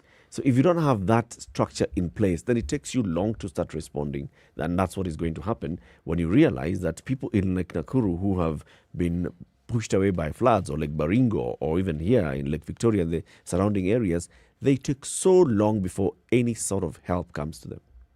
By that time, people have already tried to salvage the little that they have, move to the nearest, health or center or school, or go to relatives, and you are then unable to track them down and find out, are you guys okay? Are you doing well? Do you need more support from us? What can we do to help you? The government is just reacting to a situation that it could have been very, very much in the lead and proactively. So here we are. We have floods, right? We have the landslides. Now it's raining here because what's happening in Nyando is because of heavy rains in the region. We still have Budalangi. People have just started going back. We have, when you see all these rains and all, then you're thinking about downstream, River Tana, and the people who live around there, Tana, Galana, and the rest of. Same problems over and over and over again, not solution. What is it about Budalangi? Issue of discussion with the community on land that can be used in the building of the dikes. So it has taken more than 10 years to resolve an issue of sitting down in the community and telling them, okay, so you guys are disagreeing as a family on who gets compensation or who has the rightful ownership of this piece of land. You want to tell me it's impossible? 10 years, it's impossible to sit them down and find a solution. Let's take this discussion even further if we are serious. There is something within our laws that allows the government to actually acquire land compulsorily, meaning they acquire it. They compensate you, but they acquire it. Yep. Because it is for national benefit. They'll acquire it. Why do you think, for instance, all these people who own land along the SGR have been compensated? You think there was this long discussion with them about, we will take your land? No, when they were planning where to build the railway, they planned where to build the railway. And then those who own land were told, okay, folks, this is what we're going to do. Huh? This is it. This is it, and we're going to. Yep. So the question is, it isn't that the government lacks the ability to do that. You get the impression that there is a force that perhaps believes, or there are forces that believe, that these people have had these problems from time immemorial. They'll be able to just sort themselves out. And then it'll end, and then we'll get back to normal. There's nothing. Every time it occurs, there's nothing normal about. You don't go back to where you were before. If anything, it gets worse. Yes. Yeah. And even in this case, for example, in Budalangi, remember when we spoke to the leaders in Budalangi, even the county commissioner of Busia, and he was telling us the issue here is many of these people, first of all, it's communal land, it's community land, it's ancestral land. So they have lived here for long and they've never been issues of title deeds or subdivisions. So you have to start from that point of bringing them together and agreeing whose land is this, so that as we take it up as a government, we know who we are compensating. It's not impossible to actually sit down with those people and sort it out. The community knows this land belongs to this Precisely. people. And they can sit down and agree. Precisely. So They even know boundaries. They even know boundaries. Even them, they sit them down and tell them, okay, guys, so this is the four of you, all right? And all of you are claiming ownership to this land. Sawa sawa. So let's look at it from, this is the mzee of the community. Can you tell us which of these four, or do all four deserve something in this? You can sort it out. That's what I'm saying. It's not an impossibility. But the fact that it has taken so long tells you that there are very many underlying issues.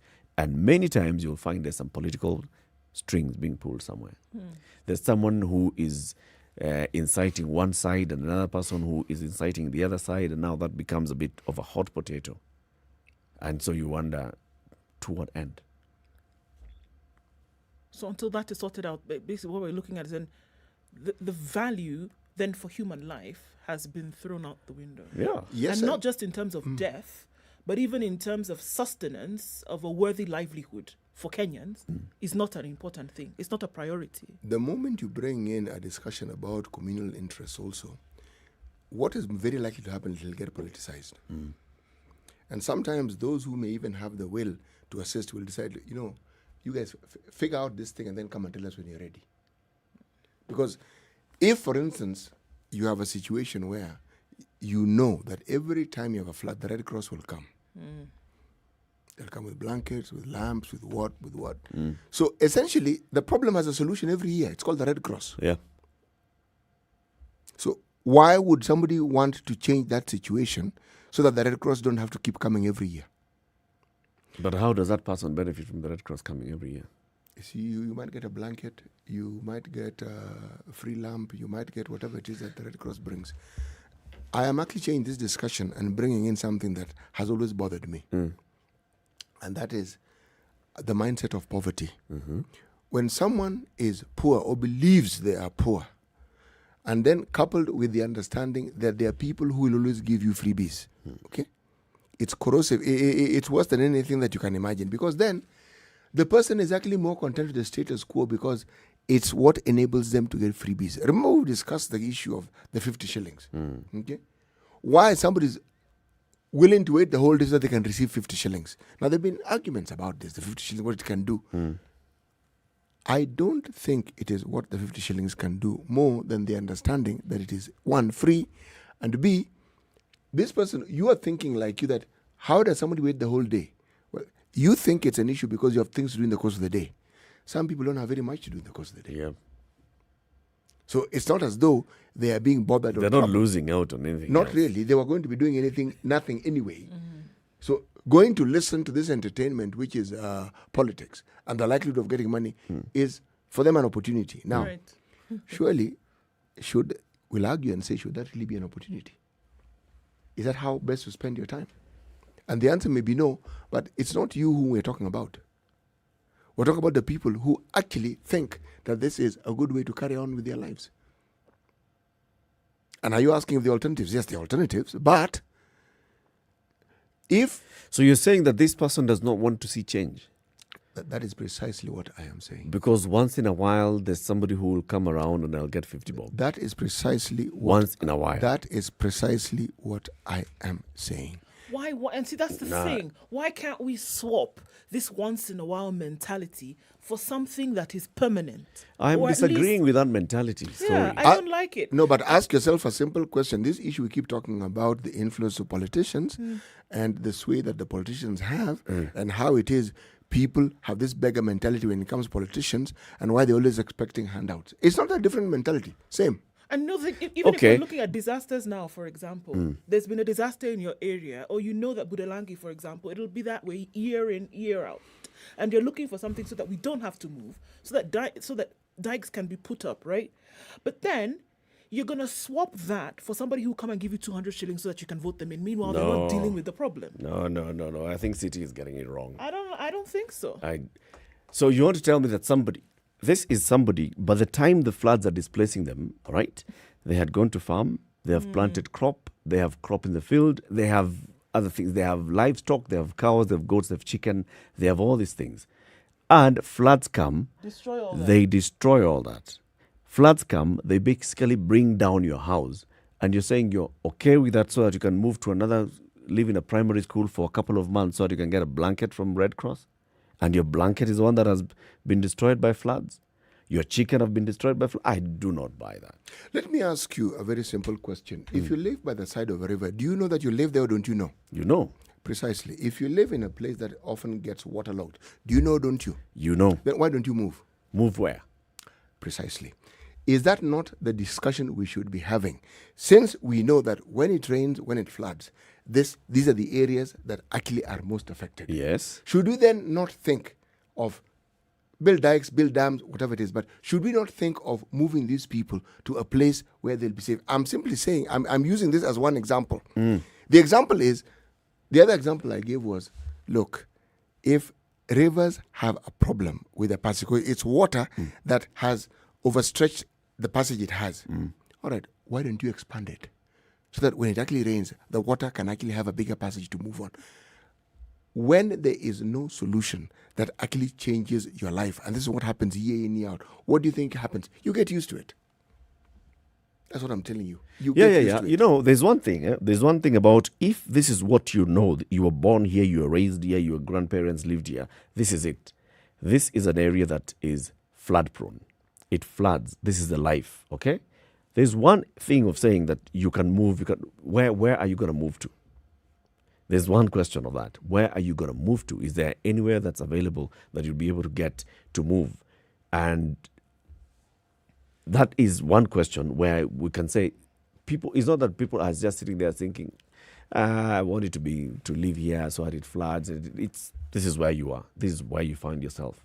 Same way we talk about those people who live in those places that get sunlight like 4 months in a year. Born there, lived there, that's their life. You'd ask yourself, so why not move? One question altogether. The other one is on government and the responsibility of a government to look at the welfare of the people who live here and making sure that they continue living there because that's their ancestral land. That's where they've chosen to live, but make sure that they live comfortably. And have a conversation with them. You cannot say that you now move them. Even the people who are moved from, like you tell us, Mohoroni was people who moved from other areas. Scheme. Right? Settlement scheme that was set up. Who moved to Mohoroni? There are very many, mostly people from the Kano Plains that are predominantly flooded. Right. Yes. Now, there are many settlement schemes in this country, very many, and they're all over. Now, many people moved to the Moroni area. Some moved to Lambwe Valley. Okay, it's also a settlement scheme. If you go to Bungoma, you'll find a settlement scheme. If you go to Lake Kenyatta, it's a settlement scheme. I'm saying the settlement schemes all over the country. Yep. So it isn't as though the government has not understood the need to resettle people. It has. What I'm saying is this. When someone is buffeted by problems every year, at some point, they adapt to that situation and find ways and means of benefiting from that very so-called terrible situation that you have. Forget the backflow that we're dealing with now. Just talk about the perennial flooding that people have. Remember, I'm going to juxtapose these two examples. There was a story. Remember the issue of the Mao and people moving from the Mao. I think it was either NTV or KTN, I'm not sure, who highlighted a very interesting story of people who had land or claimed to have land in the forest and had been displaced, and yet they would protest in the daytime, but in the evening they had places they went back to, which were actually is where they actually lived. Similar stories have been told of Budalangi, where the low-lying areas as where you get most of the floods. People who live in the places which are high up, but during the rainy season will make makeshift structures within those areas so that when the floods come, they are found there as people who have now been displaced. Now, whether these stories are true or not, or whether they were highlighting just one incident that has never occurred again, I am saying that when people are confronted by a problem, when I call it perennial, it's almost something that is ancestral about it. There's something ancestral about it. Not only will they adjust to it, but they will actually find ways of benefiting from that very problem that they have. But why do they adjust to it? And I think that's what we should be looking at. Why do they adjust to the problem? Because a solution has never been proffered. Actually, the solution, no, you can't. Solution has never come. It has come. Okay, let's look at Budalangi, for example. I have said the solution has come, and I gave the example of the settlement schemes. The government set those things up specifically, understanding that, look, even in central Kenya, when you had issues, the government set up schemes. If you just know the history of this country, the government has been setting up settlement schemes for a long time. It's not that they haven't; they have. So they have set up a solution. Yes. But people still decide, I'm going to go back to this flood-prone area and set up there, even though I have somewhere where I can go and live, so that maybe I can be the benefactor of some kind of aid that will come about because of this. Yes. Right? That's precisely what I'm saying. I want to put it and say, yes, it's indeed that there are some cases like those, but those are isolated cases. And they are not, it's not a community issue. It's a few people in a community who decide that they want to play both sides of the game. But you cannot say that the people, for example, of an entire area, Kano Plains, they moved to Muhoroni, but No, when they didn't all move. Many people stayed. the The option was there, but people stayed. so why is it that Because not everybody lived near a river. Bas.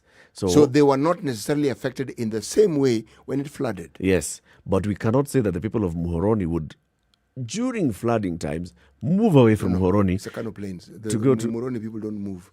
It's the Kano Plains where people move. No, because that's what I'm the saying. The place people that who had moved from Kano to Muhoroni, Yes. until when it floods now in Kano, they move back to Kano so that they can be found there, so that they can So receive that they something. can get no, so they can benefit boss. something. No. If there are few, 2 or 3 homes or 5 or 6, No, that's, they not, wouldn't. that's not the people of Muhoroni moving. No, they Or wouldn't. the people who had been given a solution in Kano Plains moving back and wanting to take advantage. People who have embraced the solution which was found moved, and they moved permanently. They did not wish to return. I am talking about a modern time that we live in, where problems are seen as problems, yes, but the angle of benefiting from that particular problem or looking for it, and that's why I give the 2 examples, they will not hesitate. Now, it isn't as though the whole community does that. No, they do not. But the examples we give are often representative of a problem that exists.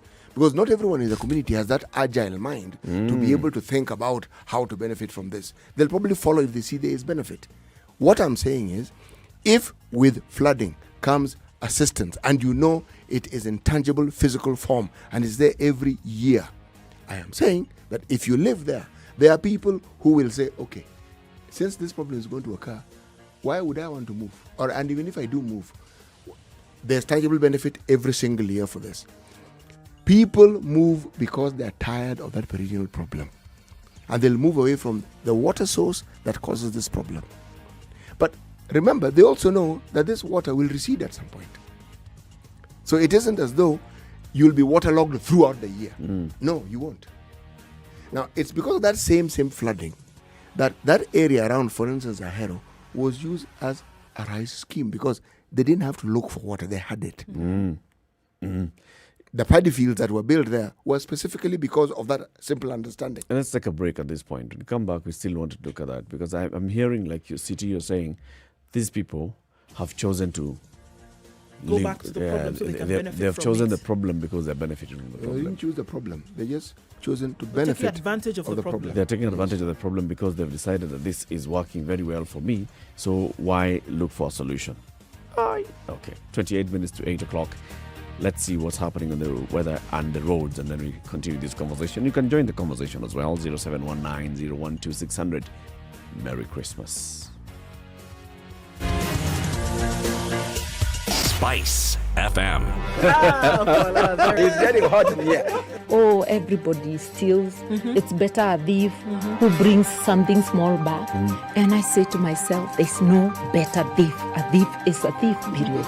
All those bribes, how much they are getting per year, how much inconvenience they are causing, as much as you call it a small case, it's worth it to be convicted. The truth is, we are a tribal nation. Because if we were not tribal, and I want to go back to this, you cannot continue walking around with a mug which is clean outside and it's rotten inside. We have become a fuliza country. We have mortgaged our country because of debt. You've got one chef working and the assistant chef wakati anatakana koroge unga nini hayuko anaenda huku na huku.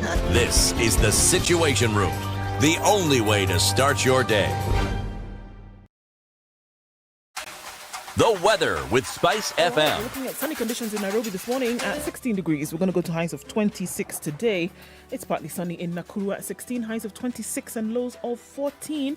Partly cloudy conditions in Nyeri, 11 degrees, highs of 23 and lows of 11. And it's also mostly sunny in Eldoret this morning. We'll see highs of 23. Partly sunny conditions in Kisumu at 19, going to highs of 28 and lows of 18. And it's partly sunny in Kakamega at 19, highs of 30 and lows of 15. 31 will be the high in Mombasa today. It's raining at the moment at 26. It'll come down to lows of 25. Mostly clear conditions in Malindi at 19, highs of 27 and lows of 16. And in Kampala today, also raining at the moment, highs of 27 and lows of 19. Dar es Salaam is also experiencing rainy morning, 25 degrees, we'll see highs of 31.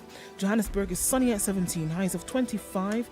And Lagos, raining this morning now, clear skies have disappeared, highs of 31 and lows of 25. And finally for now, it's also raining in Kinshasa at 21. That'll be the low for today, going to highs of 27.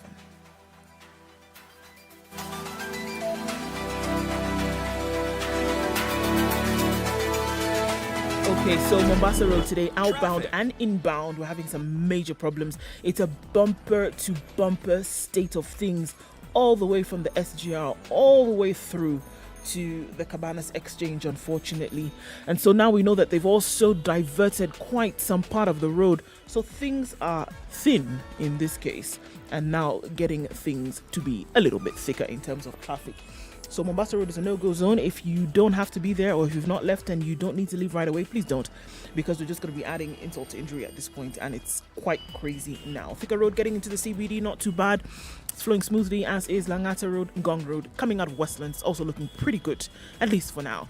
Let's see what happens later. We're still in the middle of traffic hour and anything could change, so please be careful as you're coming out.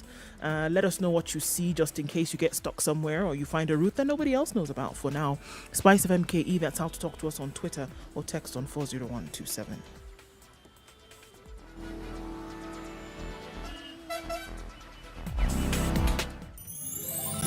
Hi, my name is Emmanuel Kisingani from Spice FM's The Adults in the Room, and I am here to wish you a very, very happy holiday season and a very, very prosperous 2021. 2020, we've had our ups and downs, but I believe that 2021 we're going to come back bigger and better.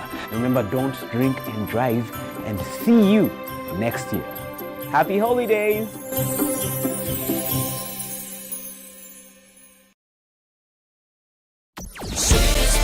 Everything nice. All right. Okay. Spice up your life. Mature, intelligent talk every morning. Spice up yourself.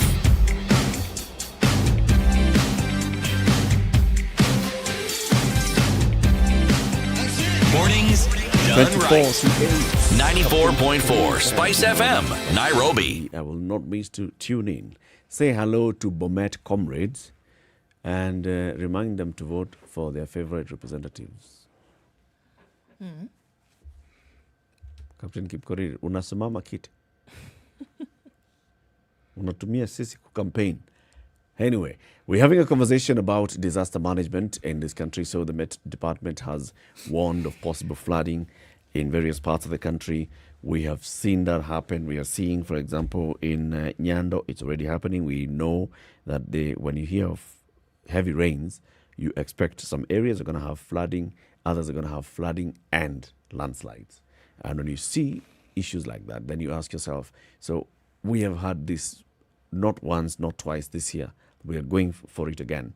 The time when those CSs, Interior, Information, Devolution, and others congregate at the Met Department, and they say, all right, so we've been given a brief and this is what's going to happen, and we are asking people who live in low-lying areas to please move or to higher ground, and those that are living in these areas that are prone to landslides, to please move, and if you don't move, we're giving you 2 weeks, then the chief is going to come and move you forcefully. And City is basically just going on that and saying there are some people who receive such warnings and they're looking at it and thinking, it floods every year here.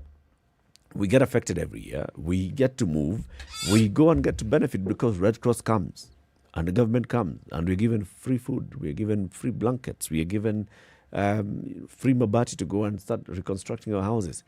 So why really do I want to change this? It's working well for me. Remember we talked to the regional commander in the Rift Valley. Yep. And told us something similar. He said, look, people are warned. Chiefs talk to them. Do they move? Nope. But why don't they move? Those ones who are warned. Sometimes... Because they don't have where to go. It isn't just for gain. Sometimes you live there and you don't see how it's going to affect you. Or because you've lived there for so long, you don't know where you would go. Essentially, if somebody's telling you go, and they're not giving you an option of where to go, and this has been where you have been all this time, the decision to make that move actually then becomes compounded for you because Remember, you don't have an option. When we talk to Are you supposed to go and stand and pitch tents somewhere on the side of the road? He told us that when they told people to move, they were providing them with alternatives. Not as they just saying move. No, they say no. Alternative in this particular case is usually schools. A school somewhere. Or a church. Go to a certain school there, go to that church compound. Now, if last year you went to that school or that church compound and something you had a very horrible experience there. This next year, you're not going to be so willing to move. You'll be thinking, anyway, I was told to move. I was very quick to move. We went into that area and we were all sharing one classroom among very many people. So so-and-so came and stole my flask. That person stole my cups. I don't know what broke. These children are playing all over. So I just had a horrible experience. And when I came back home, I realized that my home had not been affected last year. So this year, you tell me to move. I'm thinking, well, last year, wale watu wa pale chini ndio wanafaa kusonga. My home has not been affected by floods last year. I'm not going to move. That's one example. Others are impunity. Like George Natembea told us about this MCA, whose home is right there on the precipice. cliff. Like on the cliff. Something happens, it's the next one that's going. And he was like, Sasa siendi. So such a person, it's not because they're going to benefit from this. Such a person, there must be something else. There's stubbornness, but there's also something else that's driving that stubbornness. It can't just be it because they want to tell the government, kwendeni huko. There must be a reason why he's feeling, I don't need to move. And can you imagine that that's what the solution, I mean, just imagine that in this day and age, that's what the solution is. 2020, there's flooding, and go live in a school for a couple of months until the waters recede. Yep. Then you can come back. That's the solution.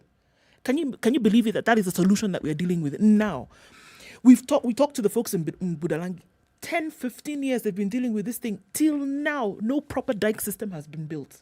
What are we talking about? No proper dike system has been built. People are just being asked, okay, just move to higher ground. Go to the that waters school. will recede. We'll Go to come that back. school. The waters will recede. When they recede, you come back and then we'll be all right. And then come 2021, in those months coming towards September, October, you're told again, you know what? These floods are coming. There's that school. Move to come on. You know the drill. You know the drill. Actually, Just pack your bags and come and be going. Budalangi, dikes were built. But remember what we were told by one Raphael Wanjala. Whether there was a political background to all of this is not the point. The dredging and But all. in terms of dredging and what they really needed, in terms of the right kind of dikes to be built so that people actually didn't have to move, so that it would stop the water from coming down. That's what they really were looking at. In terms of how much they needed to have it done, didn't come. So that's what I'm saying. In terms of solutions for some kind of permanency, it's not being offered. It's not. The solution is move. Waters recede, come back. Year in, year out. The representatives spoke to us, remember? Yep. And this is what they said. The solution that they're being offered now is, yeah, we know what's going to happen. Move. Then you'll come back. Next year, we'll move. Then we'll come back. They don't even offer you that support People have for you to raised children move back. moving and coming back. Children have been born, have gone to school, have finished secondary school. They're have now been parents. moved. They're now parents. They've been moving and coming back. That's a solution for disaster management? Come on. It has worked, has it not? No, it hasn't worked. It hasn't. It It has not. It has not solved the problem. Every year, people's livelihoods are being destroyed. They come back and they start from scratch. That's not development. That's not development at all. It's recession. All right. That is something the citizens of those particular areas that are prone to these natural disasters can do. But what about something like a locust invasion that we knew of months in advance? Months! Then we'd be told the body that dealt with these things, the aerial spraying of these things, are domiciled at Wilson Airport. There are even planes that are set to do these sort of things. You know, Eric outlined this whole situation technically so very clearly. If you don't have a structure within which disasters can actually be met, even this discussion that we're having, it'll be the same thing we'll be discussing next year, unless, if a structure isn't put in place, a framework is not provided, so you can point to the framework and say, okay, so which part of this framework do we need to employ now? If there's no law that guarantees that these things can actually be acted upon, so that it is mandated, so that every county has their own issues, their own disasters that only they face. Now, until and unless this is done, I'm beginning to think that we might as well even change the topic and discuss something else. Look at other countries that deal with disasters. Just look at them in terms of what they do. in terms of how they've been able to progress over the years. The state of California, for example, in the United States, what have they started doing? This is not something that they did 10 years ago, but as they've been going along, things that have already been established in law that they know that they can go ahead and do for their people. Even when they're asking them to move, it's not that necessarily the houses are burning down. They're being asked to move for threat that their houses could burn down. They come back the next year in terms of the insurance that's being given and provided by government so that even when you come down, you may rebuild. They're saying that now in law, it has been established that you have to use a certain kind of material that is fire resistant because you know that you already reside in an area that is prone to these fires. Are they getting worse and worse as the years go by? Yes. Are they able to predict this? Yes, they are. They're using the information that they have been given to then mitigate against this. And this is what I'm saying. Are there things that can be done? Absolutely. The solution is not to move and go and come back and then you don't have anything that's going to better it. And if you live in an area or you know that there are areas within your country where such things are going to happen, it will not take an arm and a leg to fix a policy and to enact a law that is then going to protect the people who reside in that area. It is not that difficult to do. And even But I don't coming think up it's with a a priority. structure that then addresses what is happening there. Because I see a comment from Tony. Tony says, moving for good will become difficult because most parts of the year, maybe 80 to 90% of the year, It's fine. this land is arable, it's therefore good, it's livable, it's productive. So you don't really want to move because this only happens for a couple of weeks in a year that you have to move. Now, the issue then is because you know that you are going to be moving in every year, there's going to be about 6 to 8 weeks where you're not here. You have to move somewhere. What is it that the government can do to make that very systematic? The early warning, we get to this point, so people will be moving, and this is where all of you are going to be staying, and this is what's going to be happening, and then you shall come back, and this is how we shall support you.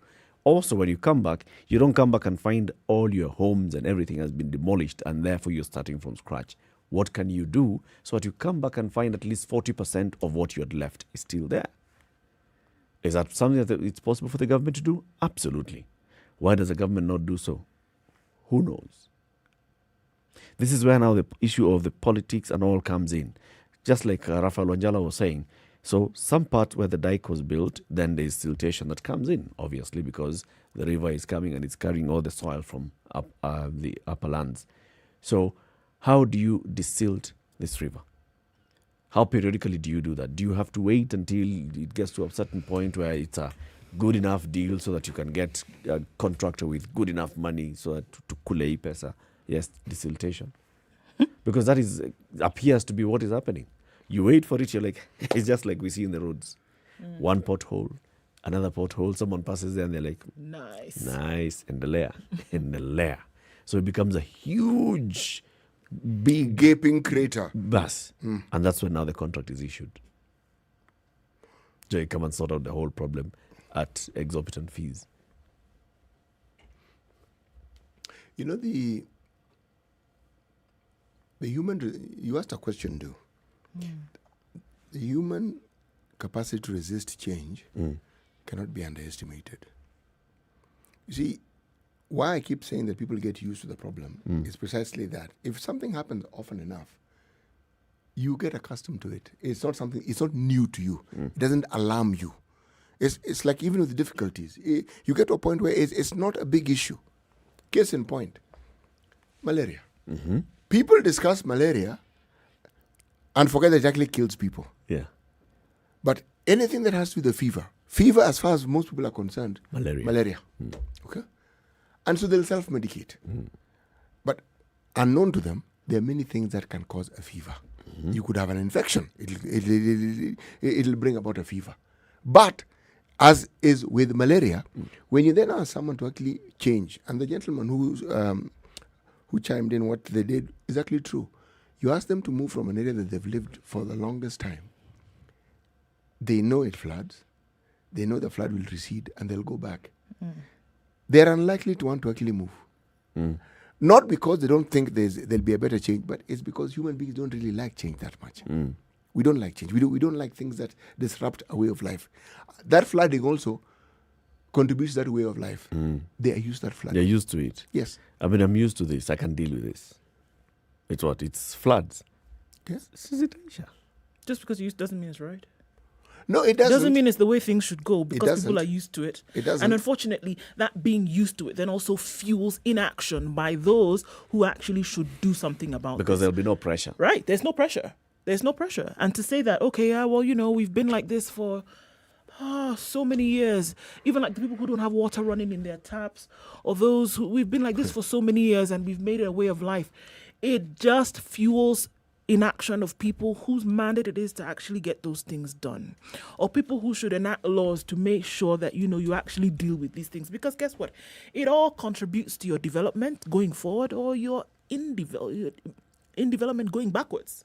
That's what it does. So if you say that because people are used to it, so it becomes a way of life, so we just carry on with life. No, it does, but it should not. It should not, because when you talk about, okay, how far have we actually been able to go? When we're looking at how we've been able to craft and create this country and say that certain things run, and that now, can you imagine? Look, it's by the mercies of God. If there was something that would happen like the earthquakes that we see that take place in Japan, you would have countries flattened and will not be able to do anything about it. Flattened. Because how do we deal with a disaster when it comes? We start to run after ourselves. Whereby here's an opportunity with the one that you're dealing with, be able to do something about it. But we say, you know what? People are actually able to live it. Like the one whose house is living on a cliff. It's never fallen before, so it's okay. No. When it actually falls, what are you going to be able to do about it? When you look at it as a whole, and say because people are used to it, okay, because people are used to not having water in their taps, they can get a what are those things called? A water bowser 2-3 times a week. They're used to it. So therefore, we shouldn't do anything about it. Absolutely not. And I think that is the reasoning, or that is the attitude that has us living in what we're calling now retrogressive development. You're moving backwards and thinking that it's okay, we're doing a good job. We're not going anywhere. Right. You're just rotating there Yep. on your axis and not moving. 10 minutes to 8. Time for a break. This is the Situation Room, the only way to start your day. Spice up your life. Hello, Spice family. Happy holidays. This is Barbara Mbaka, the Duchess of Money.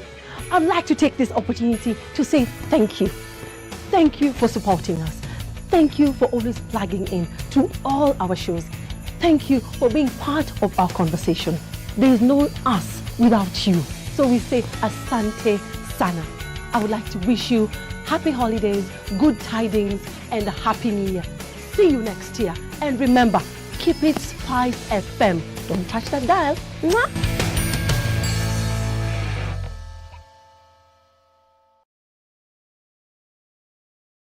Sugar and spice and everything nice, everything nice. Spice FM.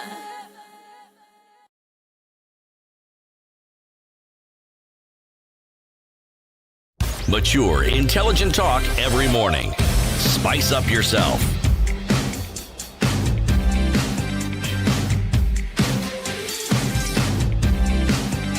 Mornings done right. 7 minutes to 8.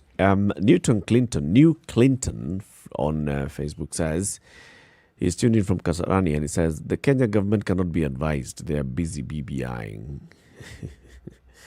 Eric says, where could we start? First of all, NYS should have an emergency and stations in every county for a start. Well, yeah, that is some. I mean, we've got so many things that we can use as structures for just disaster response. Very many that already exist. But what you see is a disaster occurs and people are just running around like headless chicken. Look at the disaster that happened at, what was that school called? Precious Talent School in Kawangware. What kind of response were we seeing? So people are wondering, okay, so who's in charge here? Who starts rescuing the children? Where do the children go? Is there Can we shut down the a school? proper way of taking the children to a hospital? How do we record the children that have gone to hospital? What happens when you see buildings collapse, and as has happened very many times, not just in Nairobi, but in other parts of the country as well? Who are the first responders? Who's in charge of that response? How are they doing it? We have a structure, the National Disaster Management agency, task force, or whatever. There's been a bill in Parliament that has taken forever called the National Disaster Management Bill to set up an authority. Takes forever. Why? You just cannot understand. No policy the value anyway. that's placed on human life and It actually livelihood is actually actually very befuddles the low. mind. It does. The value that's placed on human life and protection of livelihoods in this country. Somebody who can and in many countries for that matter, you can't sing from here until the cows come home. But the value. And if there was high value that was placed on these things, you would then see high action when it came to things that would protect this same life that we're talking about. It's 1 + 1 = 2 in this case. And you can't call it anything else. If you really were really cautious about saying, let's protect the lives of Kenyans, let's make sure that whatever, come what may, there is at least, okay, let's not even say 100%. Let's just say at least something that will be that has already been put in place to make sure that people are protected. Then you would say, okay, maybe there's some value that's placed. I really don't think there's any value that's placed. Can I be a bit cynical here? It's like, is there money to be made in protecting lives of Kenyans? That's the value that will be placed. That's the value now. That one that you're saying. There's money to be made. Not enough. There are other things that. But for you to make that money, 1 or 2 people must die. And you can actually say that there would be you would actually say that there has to be an issue. I mean, it can't be smooth. No, there as has to be morbid as something. it sounds. 10 people die, and then now you mobilize the resources so that now those resources, the money can come up without any questions. So how much did you spend? Why? People are dying. Sure, but as morbid We had as to it spend sounds, money. I'm sure there are little cliques of individuals and groups who would say, you know what, we need these floods to happen, yo. We need some kind of disaster so that we can also make this money from it. Yeah, God rest their souls in peace if anybody should die. But, it has helped us at the end of the day to line our pockets happily. I mean, and that's what I'm talking about. Yep. No And for a value long has been time, you see, placed. that's what happens. You can imagine about the kind of enterprise, and the president even spoke about this, the kind of enterprise that's there every time we have a drought and such other disasters in the country. First of all, government releases money, and then government decides we're going to buy grain, and this grain is going to be taken to the people who are in need, and that grain, all that happens in Nairobi. So there's somebody who is making money from warehousing. There's somebody who's making money from putting all this grain in bags that are written GOK. There's somebody who's supplying that. There's somebody who then is supplying transport from Nairobi to where they're flagged off at Uhuru Park to go to various parts of the country. There's somebody who's making money from selling fuel. There's an entire chain of people who benefit, such that if it's 30 billion shillings that has been earmarked to help people, only 10 billion shillings It's actually goes to help people. The other 20 is up in between. So, is there money to be made when there's a disaster? Absolutely, yes. Is it enough? We still want to find ways of making this 50. Sure. Wajua tulikula 20 billion last month. Ilikuwa mzuri lakini. So, if it appears like it guarantees a life's lovely windfall, then by all means let's pass this law, and by all means let's make sure that the structures and the framework actually exists. If it could guarantee the value, the kind of warped value that again these minorities see that it is necessary to have, then you would see speed and alacrity. These things would be established. But it doesn't really matter. We didn't make too much. Why So I emphasize this? Paying much attention to it. Why I emphasize this issue of people getting accustomed to the problems that they have? You would assume that given the disasters that we've had, those would make for a campaign issue in 2022. Wouldn't you? Yes, because tailor-made for such a thing. You are in need. Who are the people who show themselves to actually have solutions and who are ready to provide help in this great time of need? But will it? No. Hardly. We don't see much of that, right? Hardly. And yet, it's a perfect campaign issue. Perfect campaign issues, to be precise. Daniel says, as long as Kenyans remain prisoners of scarcity syndrome, nothing will ever work within our boundaries unless done by foreigners, like the Chinese. He gives us an example. That scarcity mentality that you were talking about earlier as well. That's what is here. So in the next hour, let's talk about doctors, okay? So doctors are now going to join the strike by clinical officers and nurses countrywide this morning in all public hospitals, because any attempt at getting their issues addressed falling on deaf ears, but also what kind of attempt is actually being made? Is there a serious effort being made to address the plight of healthcare workers who are on strike and they're downing their tools saying we need to have a conversation about our welfare, how we're protected from COVID-19 as we help our fellow citizens in these COVID-19 times? Sometimes I feel like, the government is just treating it like, okay, it's on the side. Oh, okay, you're on strike. Okay. Yeah. You're on strike. No problem. If I fall sick, I will take a plane and go to Dubai, and my German doctor will come there and treat me. So, wherever else I'm going to go, UK. You guys, sit here. Good morning. It's 8 o'clock.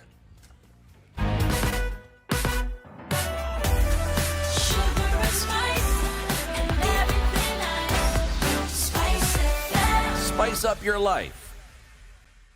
102.5 Spice FM, Kisumu. Okay, so the service lanes on Thika Road is what we're being advised to use today, all the way past Ray, all the way to Thika. The use of service lanes now gets chaotic. Outbound, inbound, however, this is what you want to use. So it can be extremely confusing. If you are on Thika Road today, outbound, stick on the main highway. If you're inbound, you can use the service lanes. The traffic today is now scientific coming off of Thika Road. So please just follow that one and you should be okay. Some of the service lanes, unfortunately, are two-way. The contractor may have had a moment there. Many minor accidents happening on Mombasa Road this morning, unfortunately. So you want to approach with caution so that you don't get stuck in this one. Uhuru Highway is looking pretty good today, all the way from the Nyeri Stadium roundabout, well, into the CBD and then out towards Westlands, looking pretty good. Getting into the CBD as well. You might not want to use Tomboya Street. The construction continues there, and so that clogs up traffic. Unless you're a PSV there, you have to go through Tomboya. It's going to slow you down just a little bit. Mombasa Road still continues to see heightened levels of traffic all the way from the SGR through to the Cabanas interchange. That one, there's a problem because we know overnight they closed some parts of the road and made it one lane because of the construction on the expressway. So that's what you have lying in wait. Spice FMKE on Twitter. Talk to us through the day or text on 40127.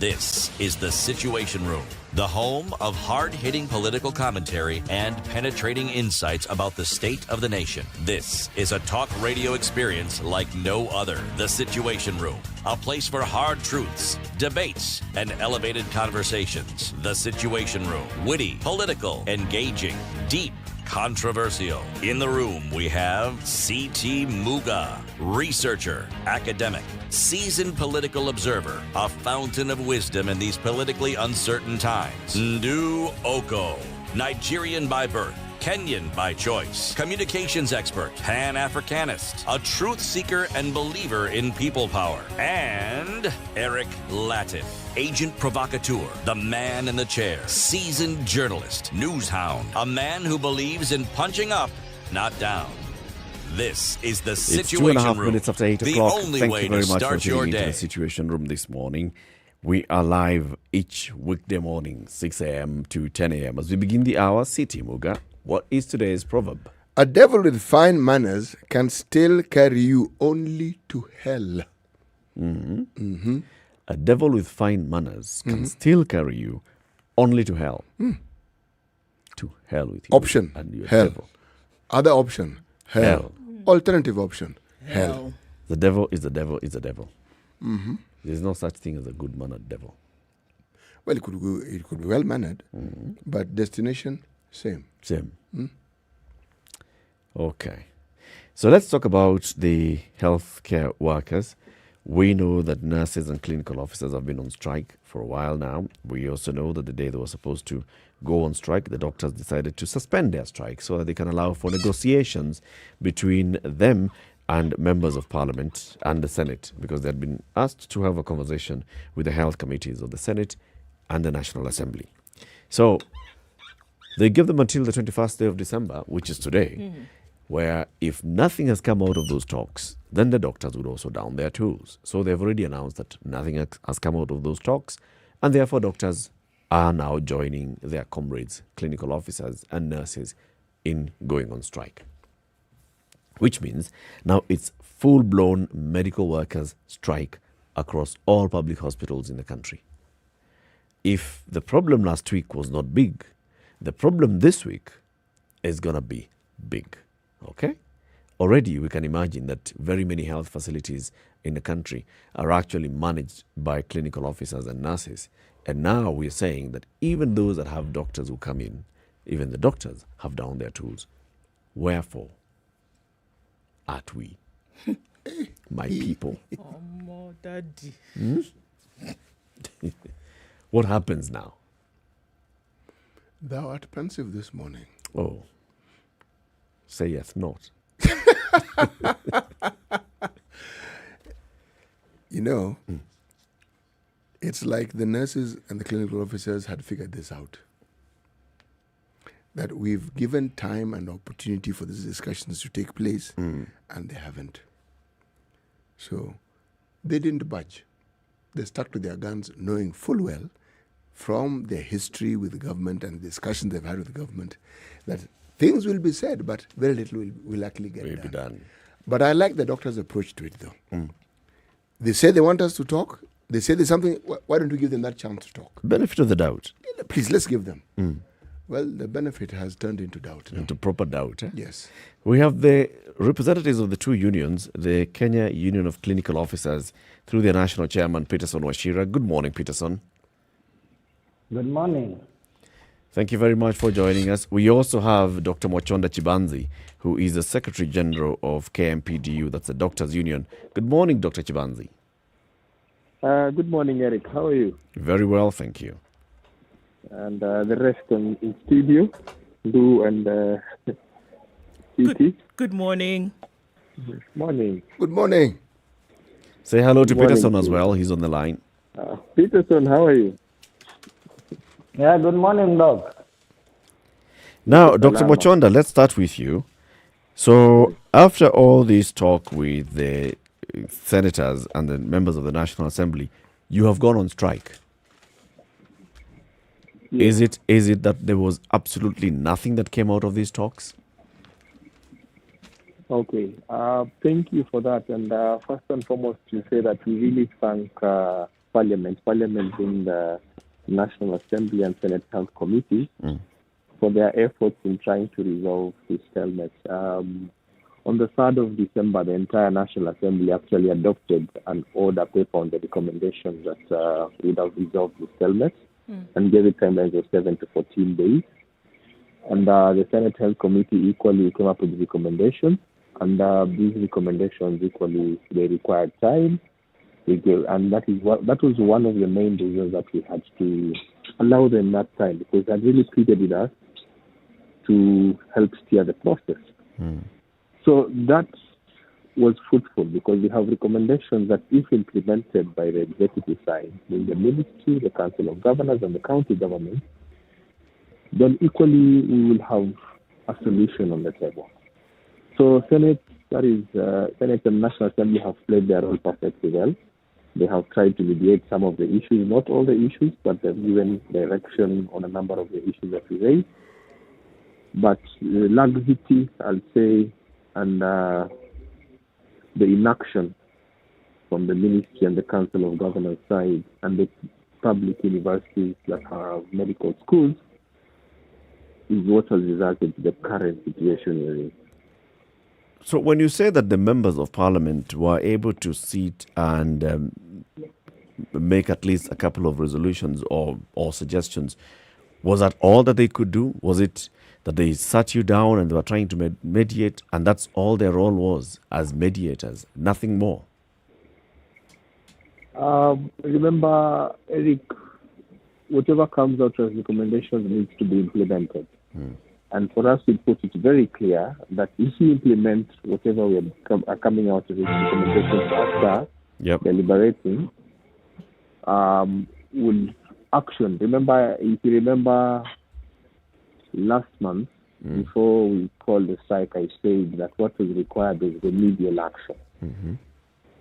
And that action has not taken place up until now. So recommendations are good. If you look at even the Senate Health Committee ninth progress report on the plight of healthcare workers, our ad hoc committee on COVID-19 that presented on the floor of the House in September, very good recommendations that will have addressed the matters of healthcare workers. But Parliament is not the implementer. It provides oversight. It calls Treasury to provide funds. Treasury said they provide funds for some of the issues. But when funds have not been provided, when the Ministry, Council of Governors and the universities are playing cat and mouse games, they come say, take this position today, take another position the next day, just reasons as to why they will not implement really. It becomes a problem. Dr. Machonda, I'm a bit puzzled here.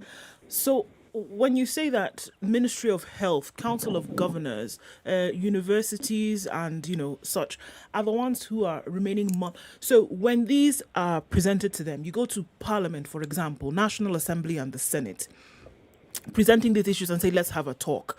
And so let's say, establishment of the factors of the CBA, for example, and we're talking about, provision of equipment. We're talking about insurance and things like that.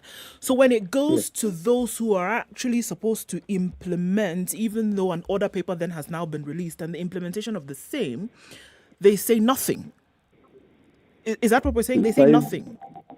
Precisely the point. So they start with us in the same meetings. And in fact, let me remind you that even during those meetings, the two, apart from the universities, most of them sent their junior officers to come for those meetings, not the decision makers. And Parliament will say it's very clear that we need the decision makers to come here. So that when we agree, we have agreed and this is going to be implemented. But, and that's what I'm saying, it's a cat and mouse game. So you bring people on the table, they discuss, it is agreed, it is recommended. But then when it goes back to within the timeline that were agreed upon, we do the progress. That was for the first 7 days, it's the next 14 days, then the 21 days.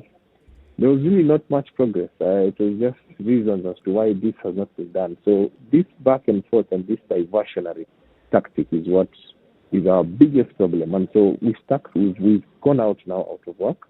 And the only thing that will make us go back to work is if they wake up and actually address the matter.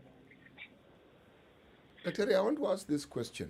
If you knew for a fact that the government does not actually have money to meet these needs, would you still be on strike? Meaning they couldn't, even if they wanted to? The question I'll ask is this. Doctors right now do not have, or in over 20 counties, comprehensive medical insurance. Doctors in county government, doctors in university, doctors in the national government, those who are employed to work in COVID-19 isolation treatment centers for a contract of 6 months, have no form of cover and compensation. And we have lost one of us, who are going to buy today, Dr. Mugusu. That's the question that I ask today. So you want people to continue working, to get infected with COVID, to die, because resources cannot be found somehow within government to address these matters? Then that's honestly not being honest. It means you don't care really about the plight of your own frontline soldiers. Right. So what you're saying, in effect, is that the government cannot actually come out and tell you they do not have the resources, and if they don't have it, they must find it. Is that what you're saying? Yes, because at the end of the day, we are at war with an invisible enemy. Your frontline soldiers are dying. Your frontline soldiers are wounded. Those that are on the ground keep going into sickness and are unable to offer services. So it strains the workforce. We've put memorandum. We've put this for the last 8 months. And there's no action still. Peterson, I'd like to ask you the same question. If the government, if you knew for a fact that the government didn't have the money, they didn't have the resources, would you and your union still be on strike? Thank you, and thank you for having me. Let me say that it's not a question of resources. It is a question of goodwill. We have heard the CS say that they want to employ some other health workers. We also do know that the counties and the national government has been trying to engage some other health workers on locum as we are on strike. We have seen the government engage in other matters which require money, and money has been released very fast. So it's not a question of resources, it's a question of goodwill. How much money does it take them to just do a policy directive in a piece of paper to exempt the vulnerable? You can imagine for the past 2 weeks that we have been sitting with them, just one item that does not even require any shilling, exempt those with pre-existing diseases, those who are aged, those who are pregnant. And WHO has already given its advice on this. Several countries have actually honored this, most of the countries actually. How much money does that take? So it's not a question of do we have the resources. It's a question of do they want to do. The money that they are using to employ people on locum is much more than the money we are asking in enhancement of the risk allowance. The comprehensive cover and the group life cover, surely, those are things that we are not even supposed to be going on strike. Anybody who is able to plan beforehand, any good general who sends army to the war, they must have some plans. They must know how is this soldier going to be treated when they are injured. In case they die, how are their families going to live? Are they going to live in destitution, or are we going to do something to at least mitigate the situation and ensure that the kids can actually be able to go and school and feed if this person dies while on line of duty? So it's a matter of goodwill. It's a matter of lack of plan. It's not that the government does not have money.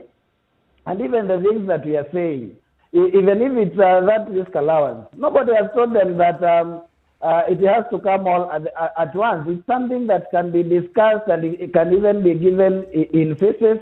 And this is not a matter that has started with the COVID-19. For clinic officers and nurses, there are matters of CBA that have been on dispute from 2017, 4 years on.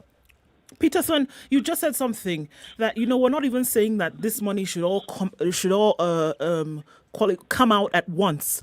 Is this something that has even been suggested to say that, okay, look, guys, we also are coming to the table and we're trying to negotiate as best we can? Has that option also come out, or have you never been given an opportunity to offer that? And before you answer that, even the reports that we saw in the paper today, where you said you've been in an office from 10 in the morning until 1 in the afternoon, and then nobody from the ministry or the relevant individuals who were supposed to speak to you then actually are present. That is the case? Yes, it's very unfortunate that yesterday, on a Sunday, we were called, we were texted, and we were told that we are going to agree on a return to work formula. We had valid expectations that we were going to meet the CS heads or the PS heads, the chair council of governors, and their teams that are mandated to sign such an agreement. On reaching there, we only found people who cannot actually make the decisions. They were actually themselves frustrated because they couldn't conclude whatever they had called us to do. And the message was clear that the term of the multi-agency team that was convened by the CS Labour had come to an end yesterday. They were not able to solve.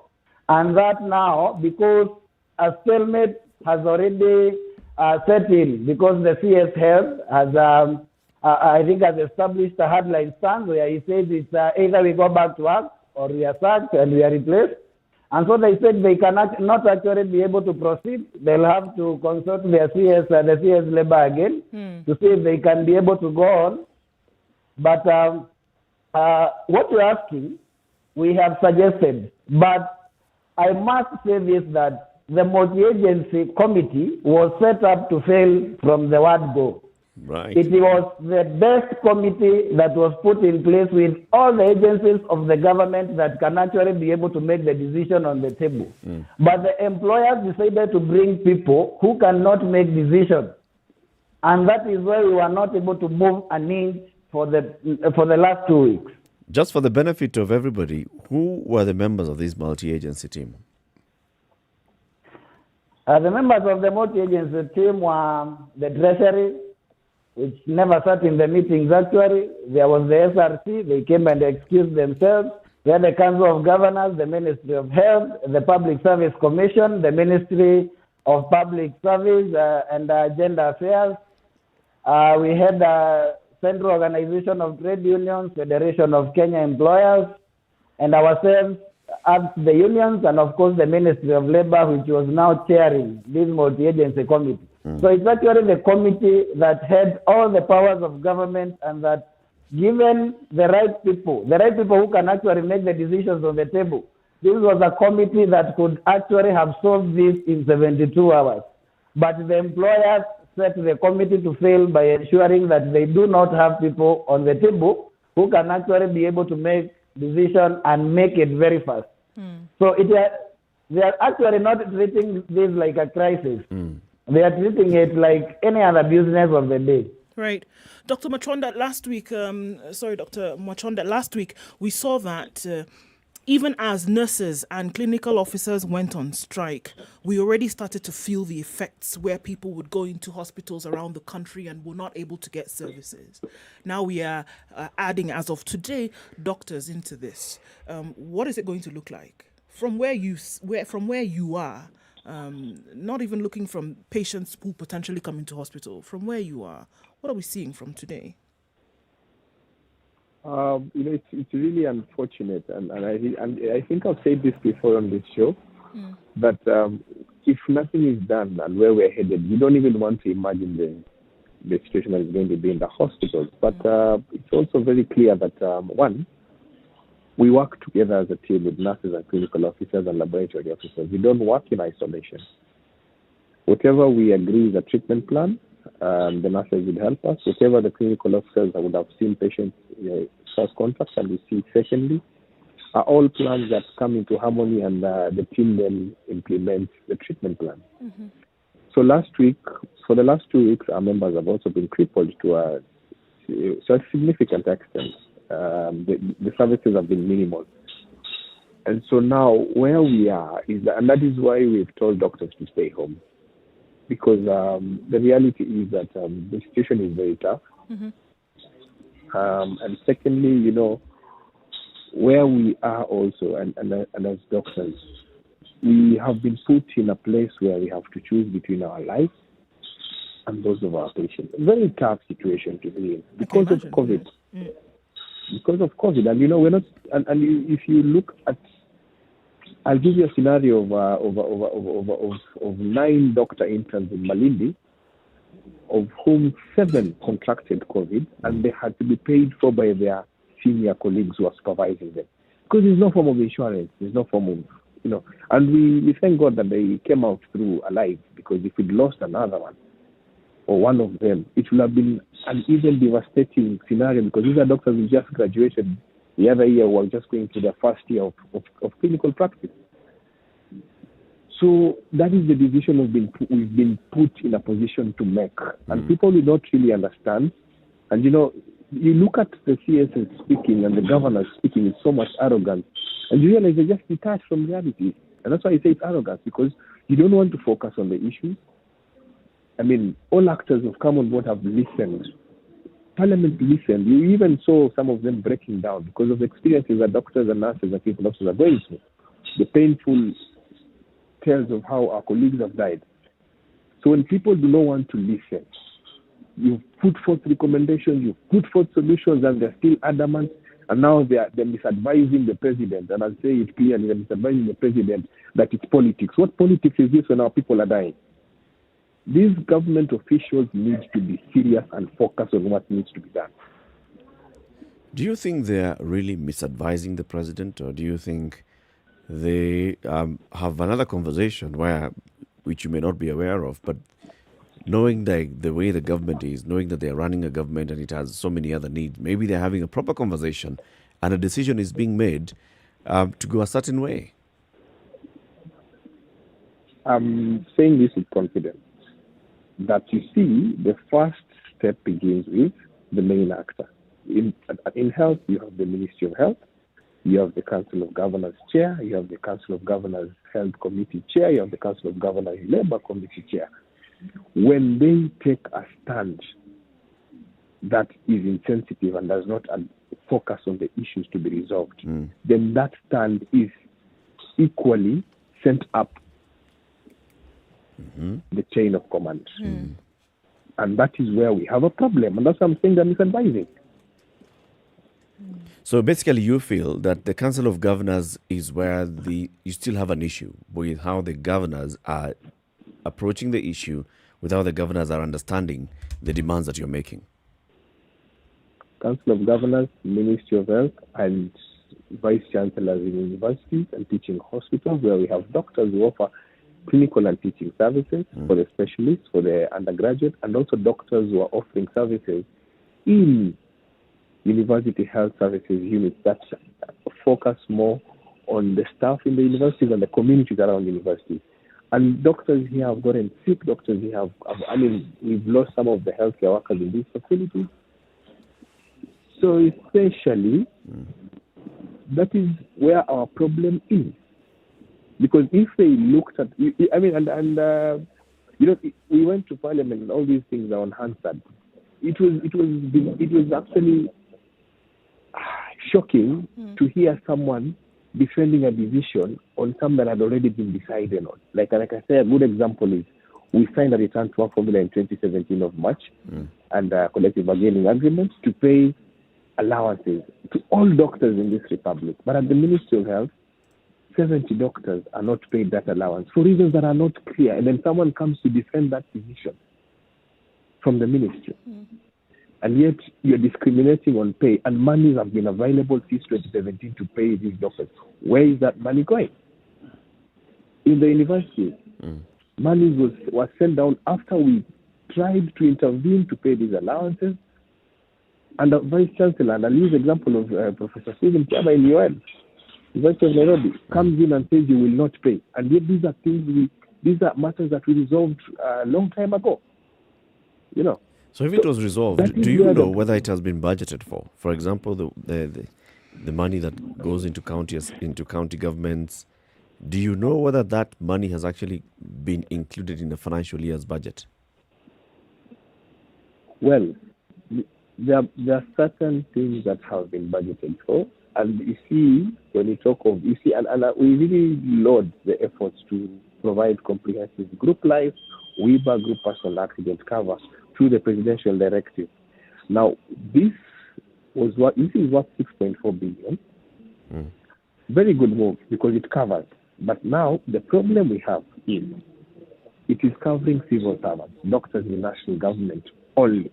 So doctors in county governments are excluded. Doctors in universities are excluded.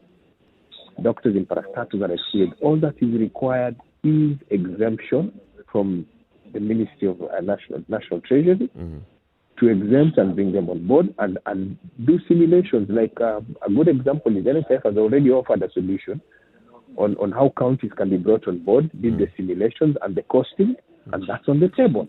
So it's a matter of making that decision. Because we are talking, and as I said earlier, it's things that are very practical and will, if not resolved, will make it very difficult for doctors to continue working in these conditions.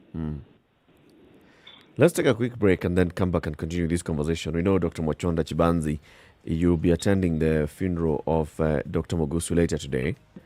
And so we will just have a conversation with you a couple of more minutes and then let you leave. We also have Peterson Washira, the National Chairman of the Kenya Union of Clinical Officers.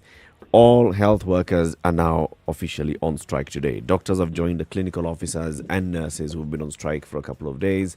Now all of them are on strike. What's happening in our health facilities? What is the solution? What's the way forward? That's what we're looking at this morning. 28 minutes after 8. This is Kenya's biggest conversation, The Situation Room, broadcasting on Spice FM. And we are also online on Spice FM KE, YouTube, Facebook and Twitter.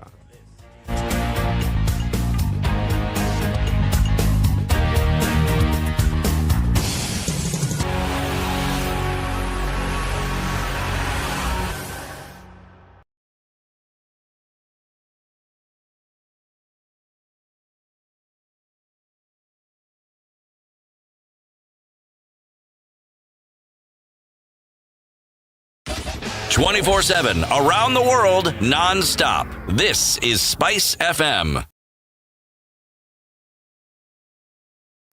hii krisi tukiwapea mtawezana. Star Times brings you the FKF Premier League. Hii ligi ni yetu, tuende nayo. You can also enjoy the Europa League, La Liga and FA Cup. To enjoy, simply get a satellite dish for only 2,699 shillings and aerial decoder for only 1,499 shillings and watch the FKF Premier League live and in HD exclusively on BTV channel 172 and 463. Recharge for 2 months and get upgraded for 2 months or call 0719 077 000. Are you feeling lucky? Then join me on the Spice Drive every weekday and stand the chance to win with Lucky Box by depositing as little as 20 shillings using your phone. How simple is that? Tune in to the Spice Drive to find out more about how you can stay winning courtesy of Lucky Box, the simplest lottery game Sunny and clear in skies in town. Nairobi at 16. We'll go highs of 26 today. Sunny also in Nakuru at 18, highs of 26, lows of 14 today. The lows will be 11 in Nyeri, partly sunny at the moment, going to highs of 23. Eldoret is mostly sunny at 11. That'll be the low for today, going to highs of 23. Partly sunny conditions in Kisumu now. 20, highs of 28 and lows of 18. It's also sunny in Kakamega at 20. Gonna go to highs of 30 today and lows of 15. Still raining in Mombasa at 26 degrees. We'll see highs of 31 and lows of 25. It's sunny in Malindi at 20, highs of 27 and lows of 16. We're experiencing light rain in Kampala this morning at 21, highs of 27 and lows of 19. We're in Dar es Salaam, light rain at 26, highs of 31 and lows of 26. It's mostly sunny in Johannesburg at 19 degrees, highs of 25 and lows of 17. We're in Lagos. The rain continues to come down at 25. That'll be the low for today, going to highs of 31. 21 degrees currently in Kinshasa. And rain continues, highs of 27 and lows of 21.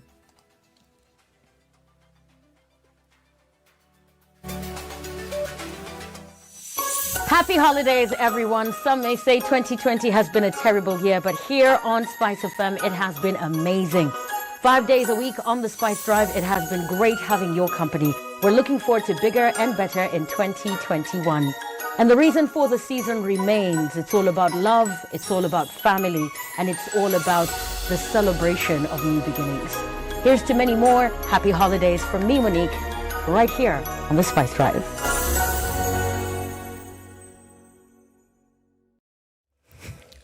Jogger Road this morning jam starts all the way from Donholm inbound, and so that's moving very slowly today. It seems that there's a lot of people trying to get in that last minute business before they leave the city, getting into Christmas, guys. So likelihood of more accidents, we hope not, but it seems from this morning 3 accidents alone on Mombasa Road today. Please be very, very careful. We can't say that's enough. We're getting into a period where people are going to be literally going crazy. So getting to the City Stadium roundabout and then off into industrial area or then into the CBD, you want to take it easy, guys, so that we don't have any accidents. So that is bumper to bumper. Still very slow on Mombasa Road, especially some parts. Out then past General Motors, you should be all right, well through till Bellevue, and then it clogs up a little bit as you get to the Nyeri Stadium roundabout. So this is what we see in terms of the most trouble this Monday morning. Let us know where it might get worse, all right? Spice of MKE on Twitter, text 40127.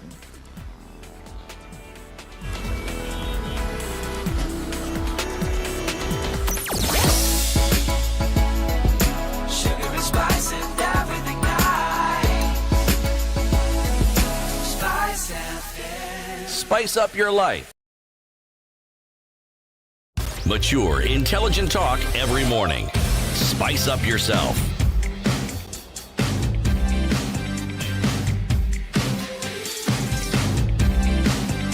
Mornings. All right, so 28 minutes to 94. 9 o'clock. We have Dr. Mwachonda Chibanzi of KMPDU, and we have Pearson Washira of the Kenya Union of Clinical Officers. Before we let you go, Dr. Mwachonda, we understand that you need to leave. I need to ask this one question. So you've been having these conversations with the parliamentary members of parliament and the Senate and the government. During this entire conversation that you were having, did you at any point discuss the plight of the nurses and clinical officers? Or was that not part of your brief?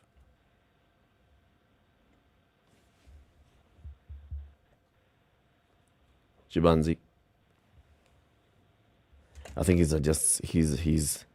left. So, Peterson, then let's just bring this question to you, to the best of your knowledge and understanding. At any point, did the doctors and the representatives of the doctors' unions have a discussion about things that would also bring you on board into these conversations that we're having? Yeah, I think we took our petition to Parliament, and I think it saw us last week, and we had even shared our strike notice with the Parliamentary Health Committee and the Senate Health Committee.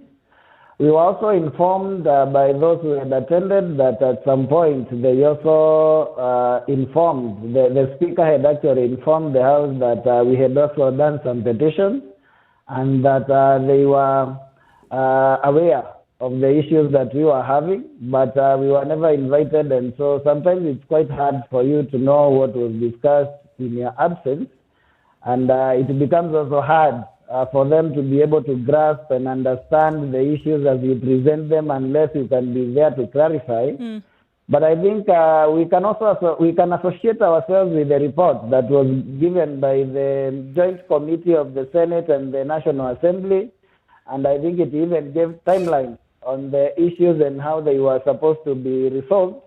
And I must concede that most of the issues, if the executive side was able to actually implement them as they had been directed by Parliament, then probably we won't be here, because the Parliamentary Health Committee cannot actually implement. It can only direct and propose. But it's upon the executive, which was very well represented in the multi-agency, that could actually take those and ensure that they're implemented in time. But now we can see that that has not happened. I must also say that we have been called by several members of the Health Committee in Parliament and in Senate, and even those in the Labour Committee, like Senator Chelgei, and they have been also trying to see how they can be able to intervene, because everybody is actually very concerned.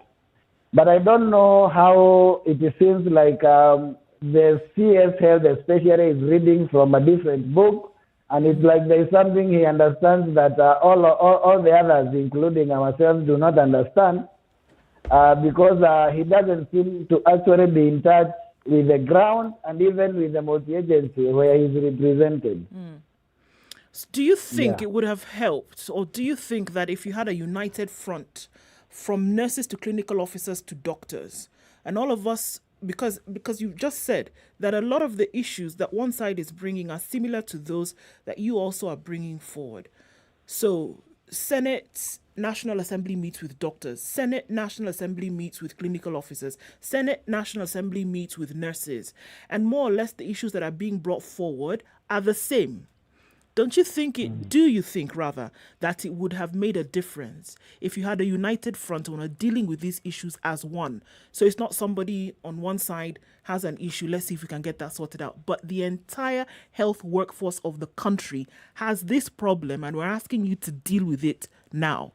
And we're not making any separation when it comes to clinical officers and doctors and nurses. Do you think it would have made a difference?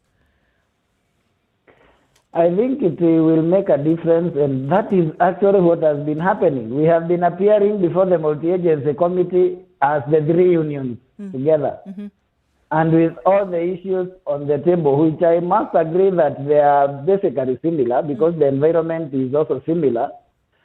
So we have actually been united and presented them together, except for the Parliament, which decided to call the doctors alone. But I think the main issue here is the goodwill, because imagine this situation: you are with the multi-agency committee trying to get solutions, then you hear that the CS from somewhere has said that there is a court order which does not actually exist, and that if you don't go back to work, they are going to sack you and replace you. And that throws the multi-agency committee now into confusion, and that is how actually the multi-agency committee has come to an end. Because once the CS pronounces himself, he cannot be contradicted. You have to wait for him so that then he can be briefed, and then you can be able to go back. So that is actually the problem we are having, that I think from the CS Health, there is actually no goodwill to be able to solve this. You have heard from the chair of the Council of Governors, and I must acknowledge that he's been quite sober, that he has said that we understand their issues. Some of the issues are because of the budgetary constraints and because of their nature. It's only the national government that can actually be able to solve them. But now when the ball is thrown to the CS Health, he either has written or now throws the ball to the Ministry of Labor. So that is where we are having all this confusion. But if the government can actually have the goodwill and come to the table with clean hands, at least I'm sure we can be able to move to somewhere. Because the things we are asking, all of them will tell you they are very legitimate. Even the CSF, you have heard him say they're legitimate. But then the question is, if we left a workplace because it is unsafe for our health, it presents imminent risk to our health and that of our patients, then why would you want to employ this young clinician who just came from university or from college and subject them because of their inexperience and probably they are desperate for a job? You subject them to the same environment and then we have a repeat of Mogusus. And I think you can bear me witness that we have not seen deaths of health workers in the 2 weeks that we have actually been out of work. And I think that speaks volumes. Because at some point we were told that we are getting COVID from bars and restaurants and what have you. Dancing Jerusalem. But now, why aren't we seeing these infections and deaths from health workers in the time that we have been outside the facilities? You know, I think as you talk about what you've faced, especially with this multi-agency team that was negotiating your issue, it sounds to me like it's just one big concert. They are all working very much in harmony. When the CS for Health takes the ball right now, he kicks it down the road. The CS for the National Treasury will say something. The CS for Labour will say something. Why, for example, would it be that the National Treasury came into those meetings and left? Why is it that the Salaries and Remuneration Commission came to the meetings and left? Because I heard you say that. Why would they be part of this task force? Then they attend some meetings and then in other subsequent meetings, they are not available. What excuse were they giving? Actually, for the SRC, they say that their work is advisory. So they came and advised that when you make up your mind on things that concern the salaries and allowances for them, then we will be able, you'll bring them to us so that we can be able to advise. But they came in for several of the first meetings. For the Treasury, they have never been part of that meeting. I don't know the reason why. We have never been informed. And actually, everything starts and ends with the Treasury. When we are talking about extending the comprehensive medical insurance cover to even those on contract and to even those employed by the counties, we cannot be able to move unless the Treasury says that we will be able to set this amount of money and this can be sent to NHIF, it will cover this. When we are talking about group life cover, insurance cover, the comprehensive one, being able to cater for the same category because like those on contract, those on UHC contract, those who are employed by counties after devolution have not been covered. When you are talking about that, the Treasury must be there to say that we have this amount of money that will be able to give NHIF to ensure that these people are covered. When we are talking about risk allowance, they must come and say we have this amount of money that we want to set aside, so SRC can actually go and advise that the money is available and now you can go ahead. So I think the fact that also the Treasury has been lacking from this has been one of the hindrances as to why we cannot actually be able to proceed. But as I said from the start, these things do not just happen. These things are deliberate and are planned. And I think it was just set up to fail from the start. And we can see why. The government was actually hoping that they would be able to get court orders to force us back to us. And I want to thank the judiciary because some judges have actually refused to give orders. And they were hoping that we would be given orders, been forced back to work, and then the situation can continue as normal. Okay, so here we are in this situation this week. This is where we are, and this is how a second week now. This is going into the third week of the strike, at least on your part. Day one, looking at where doctors are today. Situation is bound to get worse. We're getting into the festive period, for example, where historically it has been that we see quite a number of hospital visits, whether it's those who are in accidents or things like that. Historically, not wishing for anything terrible to happen. But this is the period in which we are in. What is the barest minimum? What is the barest minimum that actually must be done on the side of government to have everybody reconsider or to even consider a position to go to work? COVID, if possible, aside. Okay, I think our bare minimums we have been able to give to the multi-agency committee, and we have been telling them, can you show goodwill by, number one, exempt our people who are vulnerable? It just takes a piece of paper. It doesn't take any money. Number two, can you extend this comprehensive medical insurance coverage to cater for those employed by the counties, to those on contract, and also for the comprehensive group life insurance cover that compensates you once you are dead? Can you also extend it to these people so that the likes of clinical officer Victor Tioni, a 32-year-old clinical officer who died and left 2 kids, one 3 years, the other one 1 year, and the wife is not even employed anywhere, that they can actually be compensated and they do not have to live in the institution because their father volunteered to save the country. We have been asking them, can you be able to enhance the risk allowance so that when you do not have the capability to provide us with the PPE, at least I can go to that chemist and buy my N95 and see patients. We have been asking them, can you pay these UHC staff who have not been paid for 5 months so that at least they can have better immunity by ensuring that they eat well, that they do not have psychological stress?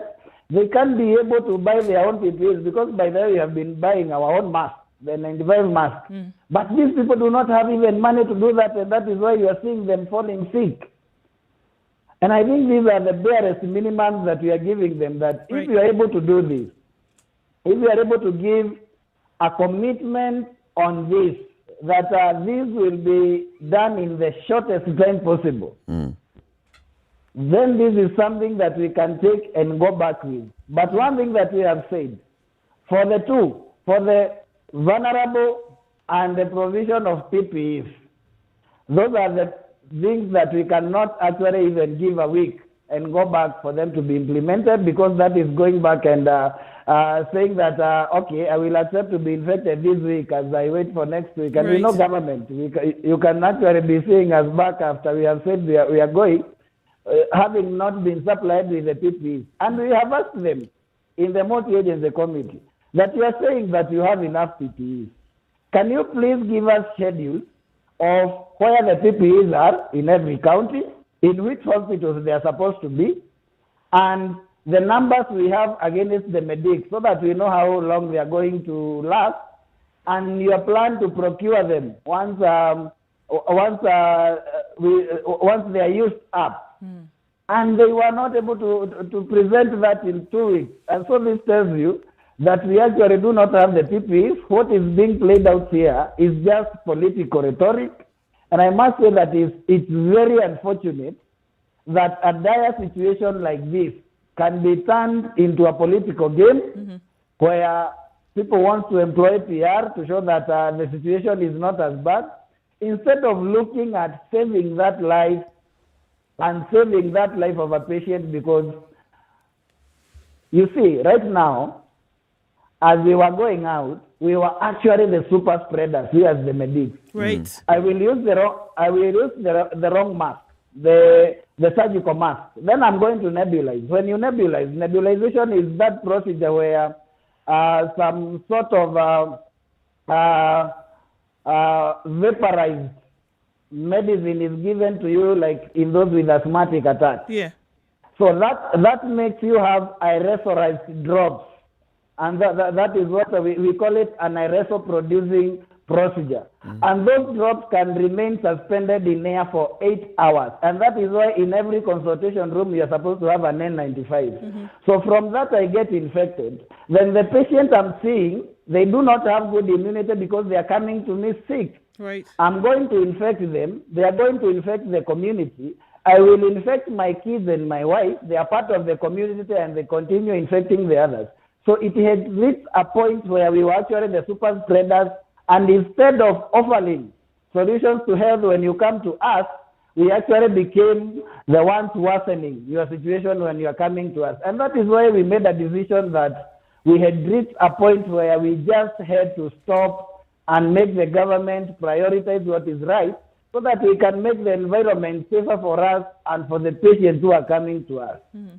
Peterson, you've been on strike now for 2 weeks, isn't it? Yeah.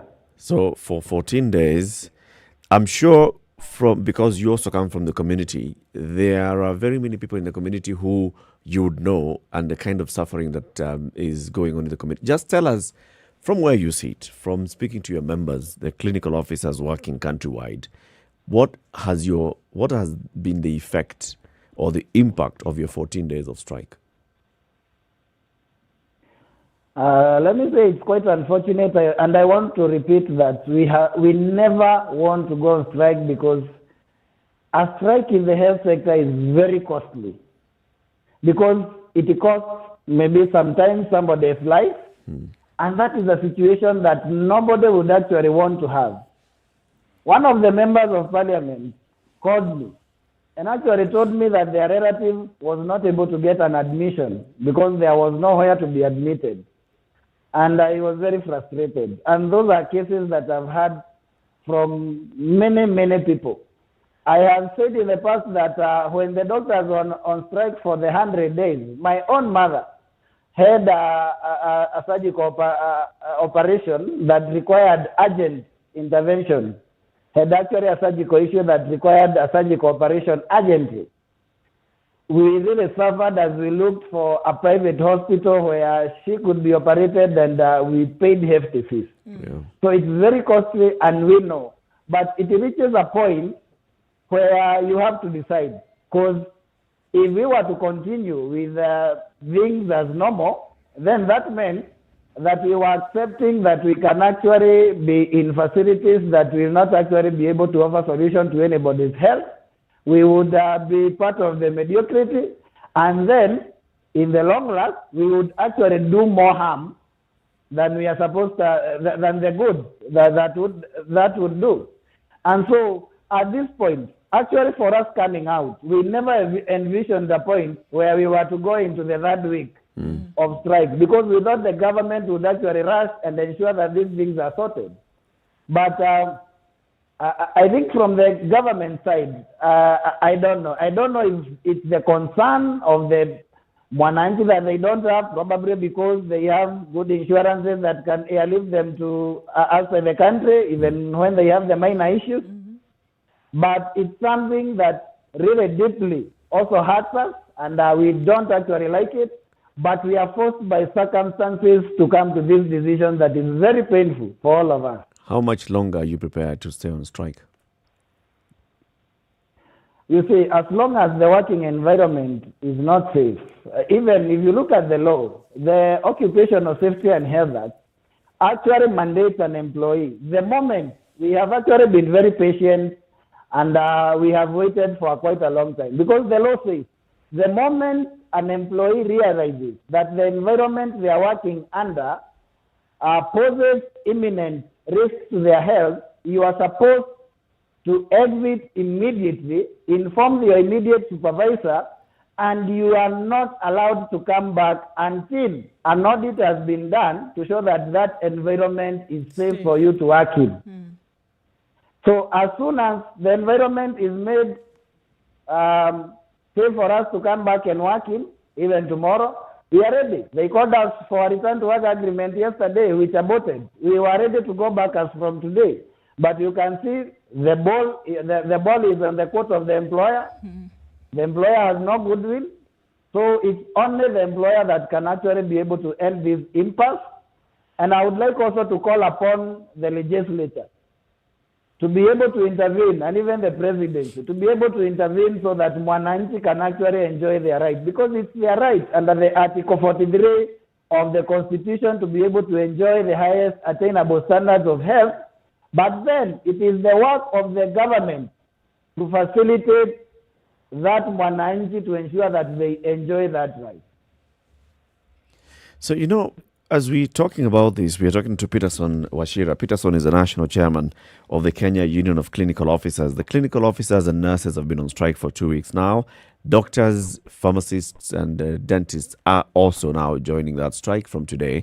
So, anywhere you go across the country, all public health facilities are going not to be manned by doctors, by clinical officers, or by nurses. That means that we have a paralysis in our healthcare system. And I'd like you to join in, and maybe if you have a question or comment to Peterson, 0719-012-600, just one call, 0719-012-600, because we've been having a conversation with Peterson, and you can hear the frustration that the clinical officers have had. 2 weeks going into negotiations, going into conversations. You feel like the government is not serious because of even the representation into this multi-agency team that has been set up to negotiate and have a conversation with the striking workers. National Treasury not represented. Then the Health Cabinet Secretary comes out and says, in fact, you know what? We are not having any negotiations with you. If you don't go back to work, you lose your job. So there's all this, acrimony and back and forth between the striking workers and the government. So where else now? What do we do? As Peterson is saying, they themselves have suffered. They themselves just not being going to work. When their relatives are falling ill, they are facing everything else that the rest of us are facing. But consider also, just livelihood. For how long are you going to stay out of work? Because one thing that the government will certainly not do, the government won't pay their salaries. Mm-hmm. So how are they going to survive after this? You see, it's an unfortunate situation, but it appears the government has a problem that it does not seem to come to it doesn't want to come clean about. Yeah. Because that ministry we speak of, the people who, with the exception of the Department of Finance and HR, the people who head those departments are doctors. So they understand this thing. It's not as though they don't understand what's happening. They ought to understand it acutely. But somehow the decision-making process to actually ensure that things are done the way they ought to be done is not being done. Instead, it is trying, they made a pissing contest. It's like, you are going to do what we are going to tell you to do, despite, and you're asking yourself, but wait, there are problems that are here that need to be addressed. The doctors, the nurses, the clinical officers, the lab techs, these people are not being facetious. They're not asking for things that are unreasonable, and neither are they being unreasonable about it. Yeah.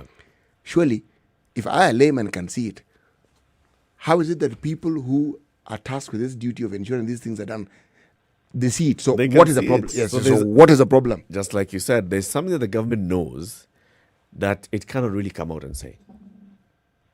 Probably just the same reason we are seeing that there's going to be a delay in payment of salaries for public servants.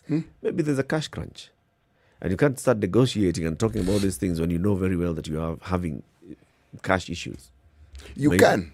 Would honesty on the part of the government help, Peterson?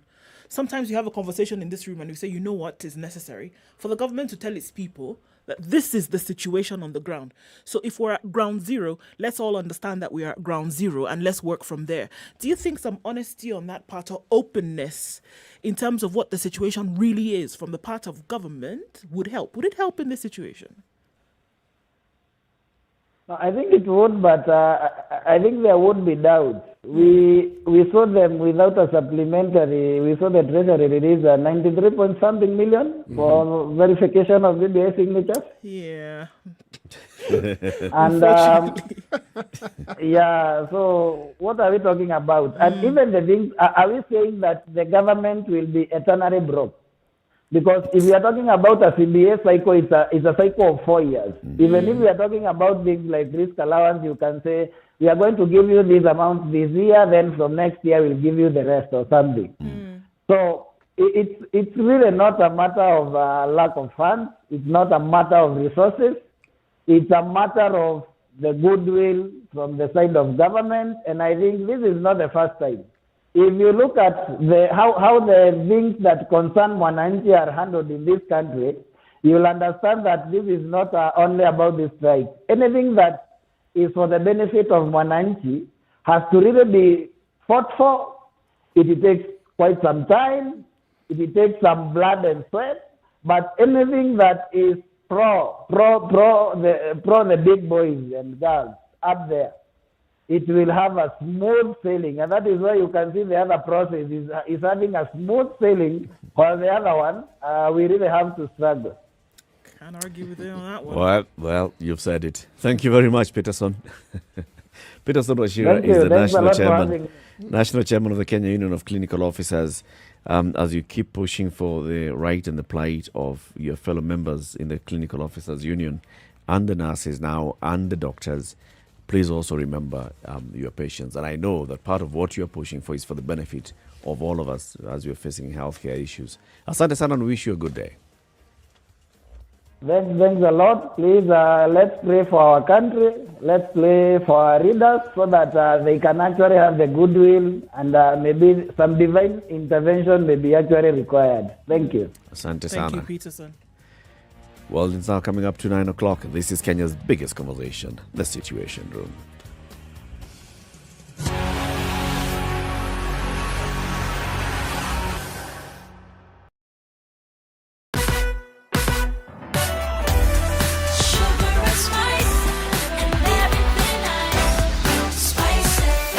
Spice up your life. Traffic. So heading into the city from Jogo Road this morning, taking some time. It's a bit slow, but it's not a bumper-to-bumper situation, so that's fine. Where we see the most problems this morning are on Mombasa Road. If you're on Mombasa Road today, between the SGR and General Motors, this is where the clog-up will be. Out of that, we shouldn't be too much of an issue. So it's not too terrible today in terms of traffic, guys. It's just some spots we see here and there. Thika Road getting to the CBD, not too much of a hassle. Slow in some parts, but it's moving, so that is good, right? Spice FM KE, that's how you can get in touch with us through the day, or text on 40127.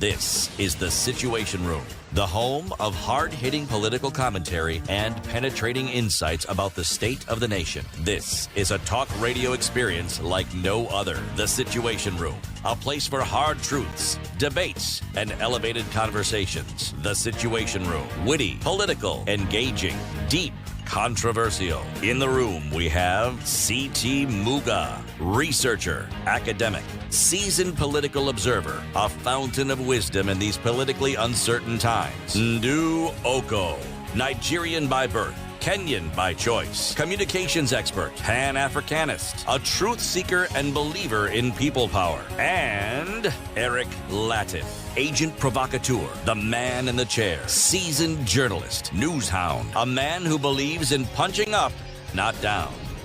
This is The Situation Room, the only way to start your day. It's 2 minutes after 9. This is Kenya's biggest conversation, The Situation Room. We thank God for good health, and we also keep praying for those that are feeling unwell and those that are seeking treatment. With doctors and nurses and clinical officers on strike, this is not a good time at all. This is not a good time to go into Christmas with this kind of situation. No. But let's begin the hour with today's proverb. This devil that has some good manners. Yes, a devil is fine, not just good, fine manners can still only carry you to hell. Fine-mannered devil is a devil. Yep, and whether the hell you're being taken to is well-mannered or not, it's still hell. It's also same problem. Where is this proverb from? This is an African proverb. I've come to believe... It's from that part of the world called Africa. Is that part of the country called Africa? Just like for some people, Nairobi is a country. So you ask which part of Nairobi do you come from, and you really wonder whether this person understands what they're actually asking you. This one is from the country of Africa. Okay. So let's look at this issue. Today, Mutura is going to be sworn in as the acting governor of Nairobi. And this is the County Assembly Speaker of Nairobi, and his name is Benson Mutura.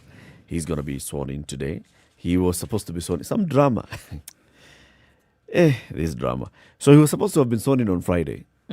And you know there's a law that says you cannot be sworn in anytime in the morning before 11. Is it before 11 and then after 2? So Bwana Judge comes in a few minutes after 2. Think he did it intentionally? Who can tell? Who knows? Especially trying to tell the Nairobi County administration. You see, traffic in this city of yours. Come and fix it. You see the problems we have. Stuck I can't in even traffic. swear you in. Yeah. Can't get where I'm going on time. Traffic. So, hopefully today, he's going to be sworn in on time so that he can take over. And then we go into the next step, which is the IEBC is notified that there's a vacancy That in the office matter of of the governor. minimum requirement in terms of academic qualification, it had been raised. Of whose academic qualification? Mr. Mutura. Mr. Mutura. Mhm. Mr. Mutura has 2 degrees. See, this is the mischief that politicians bring to bear. Which other requirement, surely? Actually, there had been claims that he doesn't even have one. Claim that one was overcome. That's why I'm calling it mischief. Some games. Definitely. So, he qualified to be the Speaker of the County Assembly. Okay? The law says whoever is Speaker, if there is vacancy in Governor and Deputy Governor's office, the Speaker takes over. Now, if he has qualified to be Speaker, now the rest is immaterial. Inconsequential. It actually means that, irrespective. You know what I like about the law, is, I won't call it the vagaries of the law, but it's more the perspectives of the law.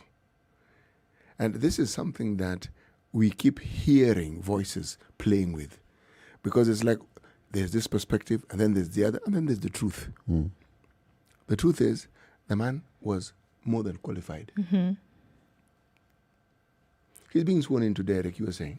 Yep. So, in the morning, he's going to be sworn in. And then now we move into the next step. We need to have a by-election in Nairobi County in the next 60 days. IEBC gets notified of the vacancy in this particular office. IEBC then announces the date for the by-election. The headlines today in the papers. Nation says the hunt for Nairobi governor begins. The Standard has a story on page 4 says inside Uhuru Raila plan for Nairobi. Mike Sonko's council fought hard in the Senate on Thursday. What they didn't know was that the governor's goose had been cooked and served. Exit Sonko and the president and the ODM boss Raila are now plotting a handshake candidate to run the capital city for the remainder of the term. Good grief. Okay. So we have already moved on. Like City was saying, by the time they were saying, okay, take that motion to the assembly, that motion is passing. Candidate was already... Individual had already been picked. Yes. Candidate had already... The choices of individuals, maybe even if they haven't settled on the person, they already know these ones. So the names that we are seeing in the the names that we are seeing in the paper today, according to the Nation, we have Peter Kenneth, we have Dennis Wawero, who is the former Dagoretti South MP and who's currently Joint Secretary of the BBI Task Force. We have William Kabogo, we know him, former governor of Kiambu County, and Margaret Wanjiru, she is the She's former MP and former assistant minister in Nairobi, and she vied to be governor in Nairobi. Okay? So those are some of the names that are being put forth. There are very many other names. There are those who even mentioned the name of the immediate former governor of Nairobi. Dr. Evans Kidero. Yes, there are those who've mentioned it. So even Dr. Kidero, no one is mentioning Sonko, and nothing disqualifies Sonko from right. Yes, and no one is mentioning Miguna either. And Miguna has also said he's putting up his candidature in absentia. No, online. Okay, in physical absentia. Ballot. Right. Why is that funny? Why is what funny? Why is it funny? The way CT looked at me, when we make the suggestion that somebody would put in his candidature in absentia online. You see, there's a larger than life persona that one Mr. Miguna has because of his contribution to social media. So one gets to read about him, read of his views more often than you do of any of these other candidates that we mentioned here. So as a result of that, and then there's that drama that has characterized his life in the national life, in the political scene, his utterances. So when you mention the name, all these things come flooding. At once. And you think, okay, here we go again. All right?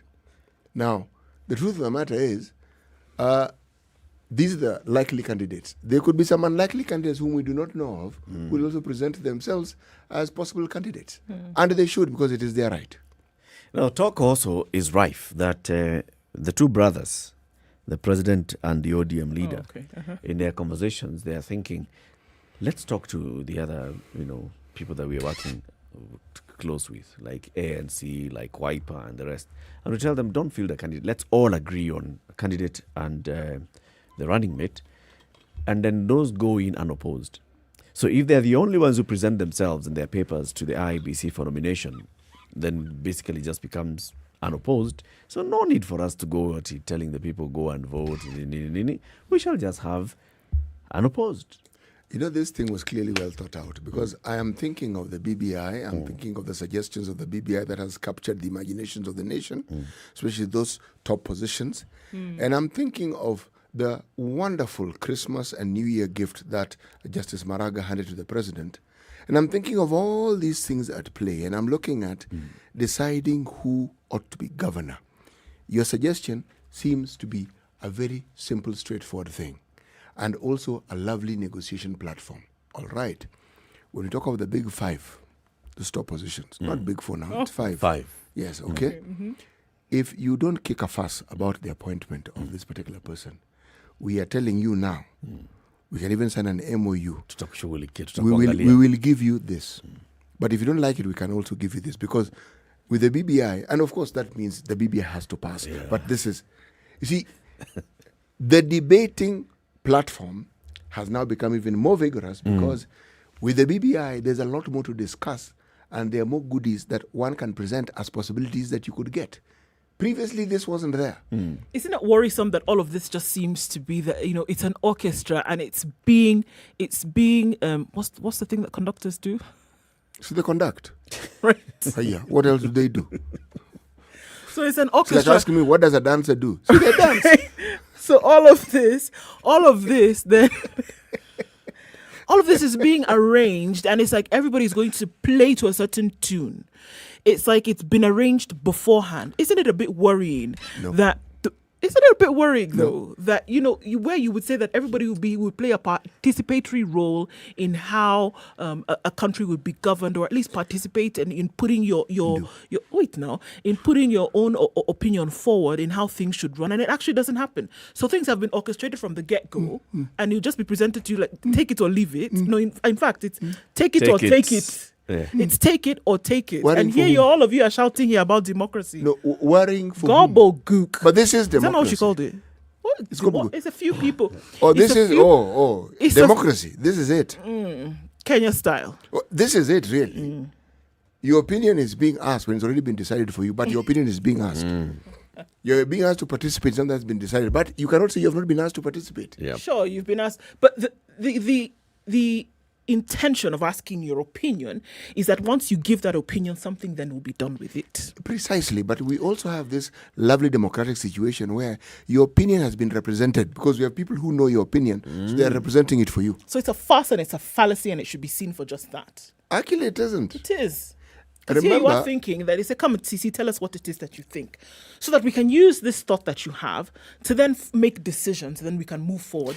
We actually asked your opinion when we were collecting views earlier on. So it's not as though we didn't ask your opinion. Which views? Say your views about the BBI.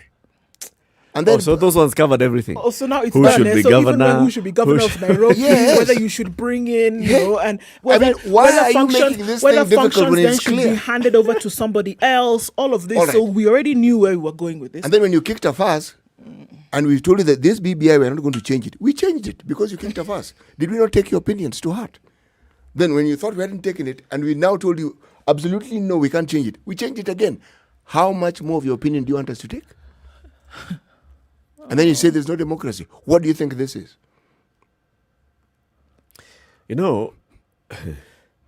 Like Ndu is saying, so if if indeed it turns out that there is some negotiation, which is okay anyway, if the political parties think we want to have a way in which we identify the best candidate for this position this time round, unlike what we did the last time where we did not identify the best candidate for the position, because that will be the admission that they'll be making. Best candidate. Yeah. So if right now Jubilee decides they want to look at their best candidate and then they tell ODM, Ebu, who's your best candidate? Maybe these two can work together. Okay. So because we are the ones in government, we can be the governor, then you guys can be the deputy. take this or one the here. other way around, and whatever negotiations they come up with, that is a good thing. It's a good thing. Because it means that the political parties are actually presenting solid candidates that they have gone through. Now, the only problem is that the political parties have members. So are those members Who going also to participate? should have a say in what is going on. So those now, you see, this good candidate is now going to be presented to the members. And the members are going to be asked, so do you accept to Do you nominate? endorse or not? Yes. But it seems like that entire part is being skipped. It has to start from the leadership. Leaders must lead. And then we'll give the rest of you a chance later. Yeah. Leaders of the party Do you must really lead. think that the members have not been consulted on these issues? Which Oh, members? please, CT. Members of what? The party. Well, Have been some members will, of course, be consulted. See, Connie, the leadership is We have a members. representative system. Please don't forget that. So unless we are going to sort of like state that the representation begins here and ends here, and beyond that it doesn't move, let's leave it as amorphous as it is, for purpose of discussion. Just for purpose of discussion. Okay. All right? And you have a situation where the Mwananchi, who is also a member of these parties, believe that when decisions are made, it is in their interest, even when clearly they are not. However, what we have here is a situation that gives room for all sorts of movements and inclusion. So the forward movement will not be difficult as it has been in the past. Because remember, we're talking about the big five. But here, it's a situation where even if you're MP, we can promise you minister. And with minister comes... Yes. Just to keep you in line, no. Yes. Not that we're promising you this minister so that you actually can feel good about it, so that we can have some element of control over you. You see, it's something that can exist. So you're not going to jump out of line because you know that ministership has been promised to you.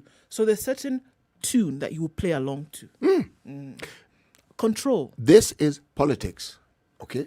101. This is it, really. If you're talking about politics, as I said, I hadn't seen the big picture, but somehow had this epiphany. Now that I can see the big picture, okay, I'm saying this thing was very well thought out.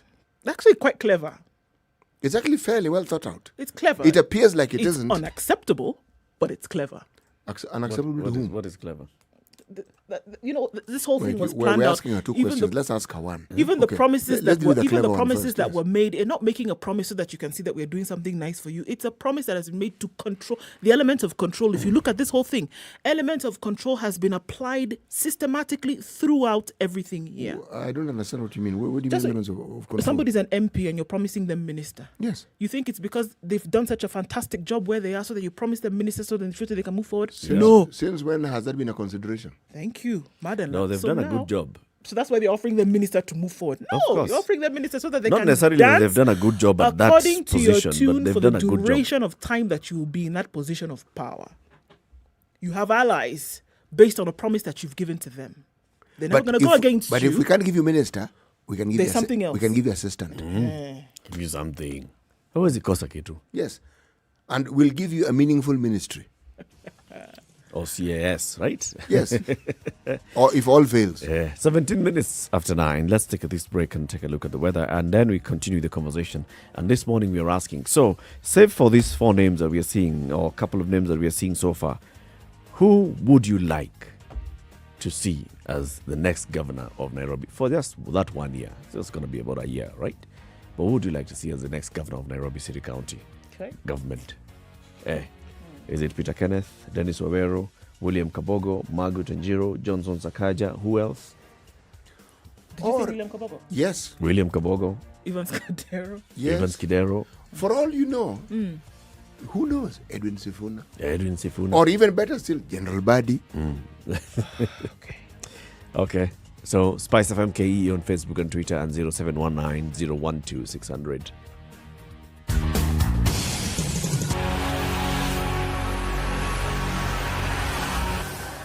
Spice FM.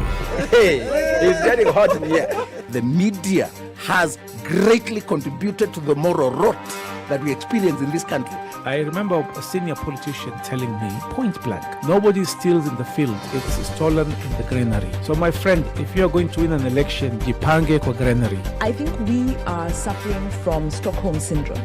Our violator and abuser is also our redeemer in our mind. The whole political class, the whole political institution is rotten. It is based on ideals that cannot progress our country forward.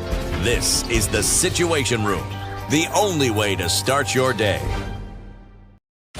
24/7, around the world, non-stop. This is Spice FM.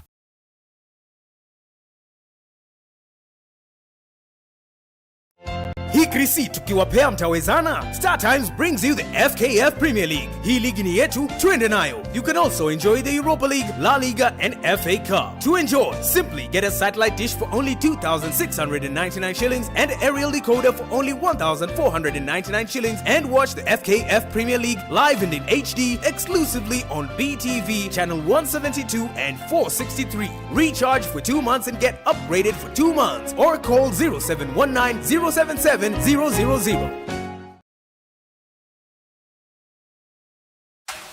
The weather with All right, Spice so far FM. conditions in Nairobi.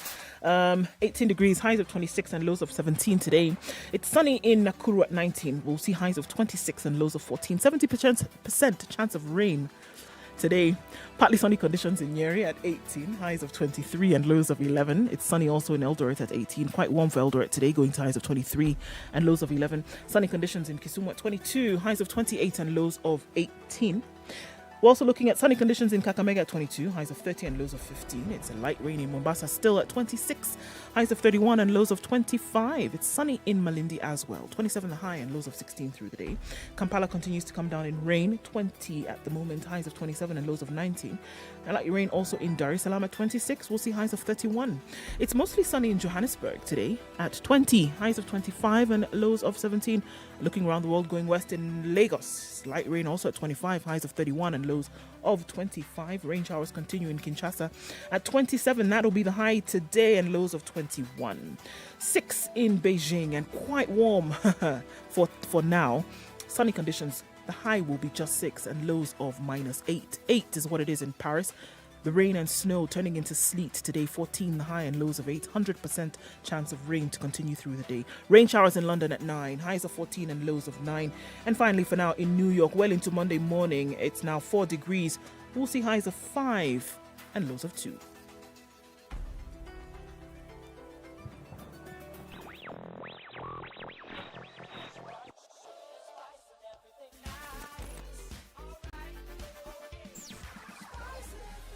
Spice up your life. Mature, intelligent talk every morning. Spice up yourself.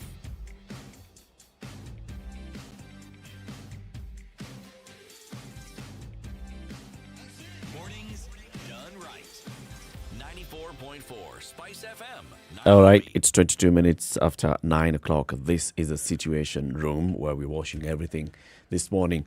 It's about the city county of Nairobi and the by-election that's expected to come in a couple of days, 60 days time or counting, for governor. Mike Sonko, by the way. Ex-former. Yeah, but he can vie. Surely, I mean, why not? Can he also not appeal? If Mike Sonko goes to court today to appeal the decision that was taken at the Senate, you know now the law gives him a lifeline. The lifeline. You have to exhaust all forms of appeal. Okay? Go to High Court, go to Court of Appeal, go to Supreme Court. And of course, in 60 days' time, none of that will have happened. So, really, there'd be no grounds for the EACC and the IEBC to bar him from vying in this election. Okay? Or even better still, perhaps, if you look at it, the confidence with which we're moving and the speed with which we're moving, it's like it's a done thing, and he himself doesn't seem like he might appeal. Today is just Monday. This thing happened just the other day. Yeah, but we are swearing in the speaker. Now, the swearing in can continue as we are following the process. So we'll have a governor and an acting governor. Should he then go to court? not Kabogo, Baba Yao is in court. He challenged that whole process of Kiambu. But he's not a governor. Yeah, he's not. But he has a case in court. Should the court overturn The thing that is, process? the thing is, as you appeal, nothing stops the other process from happening. I mean, the process is happening, but you can appeal. You can appeal. But you're not a governor. But you can also should. Yeah. Because this is unique. Actually, it is unique, isn't it? I like it, eh? No governor, there's no deputy. deputy. So we're actually seeing what happens when you then have to bring in the speaker. So the speaker becomes a very important person. Oh, yes. See the people who are vying for speaker, you think they're just doing it because... So essentially what we're saying, God forbid that such a thing should happen. But in the event, for instance, that the president and the deputy went to meet their maker, just in this very Speaker unlikely of the situation, National Assembly. Speaker of the National Assembly. Yep. So you have to be very careful who the national, that one. Who The national speaker of the national speaker of the speaker. National Assembly. Yes. Of the speaker. Yes. Right. These unlikely things do happen. We're in that situation. You were saying maybe Badi also should be considered for what? No, I was going with the scenario that you had mentioned earlier on, that if we take this scenario that we presented as being it, and there's an understanding that, look, we need to have someone here who can actually perform and do whatever is required, then they could appoint a body. Appoint. Well, if there is no one opposing you, essentially you've been appointed. So first of all, Badi would need to exit from public service. Yes, he would. You know? Resign. But doesn't that require timeline? Yeah, exactly. So he needs to have... So he can't. Out. Oh, no. I wouldn't go with that. He cannot. No. He might not Shamali. Look, the things that have been happening in the last 3 There's months, a judgment that has been made in court with regards to MCAs. Anything is possible. This guy is not an MCA. He's a public officer. Yes, indeed he is. And uniquely positioned and in a particular and very unique position and service. He's a military officer serving a civilian office. Already, we have that uniqueness being applied. That's what I'm telling you. So what makes you is think possible. that another uniqueness cannot occur? Tutaenda kotini bwana. Mwezi kutupeleka tu hivi, surely. They've already peleked you here for a while, my friend. But then, Eric, if that is the case, then and if we're to take it, it doesn't really matter. Because even when you're appointed, it's not as though the Nairobi Metropolitan Service is going to come to an end. Even if we elect a new governor, he'll cut ribbons, he'll meet dignitaries. Okay. So you have a queen.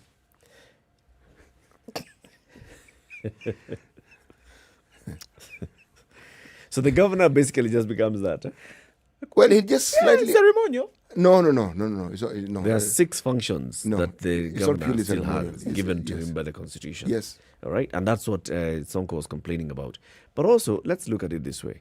There's an issue that the Nairobi senator raised on the floor of the House, and other senators had also raised this.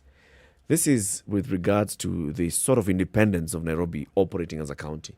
So when you have the Nairobi Metropolitan and you have a governor of Nairobi who has signed off some 4 functions, and you also then are saying that some of these functions, you'll budget for them and give the money to this other entity that is doing these functions. Where is independence? Where is the voice of the people in terms of what then, who do they hold accountable? If you take the view that the president is the ultimate voice of the people, then the question is not very difficult to answer, is it? Because the appointing authority in this case is the president. Yes. Is he not? Yes. Or the office of the president. Yes. All right. So, in terms of the voice that we've given him, there's a very clear... It's the ultimate voice. No, there's a very clear line of the voice that we've given the president. And there's a clear line of the voice that we've given a governor. So, if the president takes up the voice that we've given a governor and he makes it his own, that's not the... you could argue that he's augmenting the voice of the governor. Because, let's take, for instance, if I'm to believe what I've been hearing and when I've talked to people who live in some of the more disadvantaged areas of Nairobi, 2 things that have come to the fore when I talked about the Nairobi Metropolitan Services. I've been informed that one thing, water. Boreholes have been dug in many slum areas, something that they've never seen. So for the first time in their lives, they're actually experiencing, if I may use, pun intended here, gushing water all over the landscape. And it is free. And they're also saying that clinics that hitherto, may have existed as tiny little dispensaries are now fully fledged clinics and they keep mushrooming, meaning even if projects had been started but had not been completed, they're seeing them coming to a completion from the time the Nairobi Metropolitan Service came into being. All right? So the services that the Nairobi Metropolitan is supposed to provide, the services are actually being provided in a short time. Right. So it shows people that this thing that looked like a mystery that would never come, it can actually be done. Yes. It can be done. It's actually being done. That there's water in Nairobi is not a problem. There always has been. The problem is you have to dig fairly deep to get it. Remember, this was a swamp at some point or the other. All right? And it was even considered to be a place that would just be a stopping point for the railway as it proceeded to Uganda. Water has been there. So the question then asks, how is it that the county government, as it was previously constituted, not able to do this thing that the Nairobi Metropolitan Service seems to be doing? Why not? Because same funds. It's about management. And it's not because it's the Nairobi Metropolitan. It's just about its management. It's management of the people who are in charge of the county government not doing what they were supposed to be doing. That's it. I see the discussion here is people saying, well, we don't even need this county. It's sort of heading toward that direction. We don't even need this county government. All we need is this Nairobi Metropolitan, which will work for us. Not necessarily. If you had a proper, because what is happening here is you, the people of Nairobi, you, the voters, are basically being shown, you see, the choice that you made. You see how it didn't work. So now let's show you what things could work. If you take the lesson and realize that the way we made a decision at the ballot in the last election and the previous election was the wrong way to go, then we need to think better. Then you can elect somebody who will go there and be the chief executive of the county government of Nairobi. People who will go there and be the MCAs in the county of Nairobi, and they will deliver those services because they have full mandate. So what we brought in the discussion of bureaucrat versus politician as the governor, have we not? Okay. But what about a politician who is also a bureaucrat? Because there are such people. There are. People who have a track record of actually being able to manage and have shown. Because at the end of the day, you cannot be governor and not be a politician. Yep. Meaning the function of a governor requires you to have that political mindset. You need to think like a politician. Yes. Because if you don't, people will be running circles around you on a daily basis. Right. So then what you're saying essentially is that for the very much needed operation of the county of Nairobi, for example, a county that's important when you look at the national profile, you have to have a politician in that position?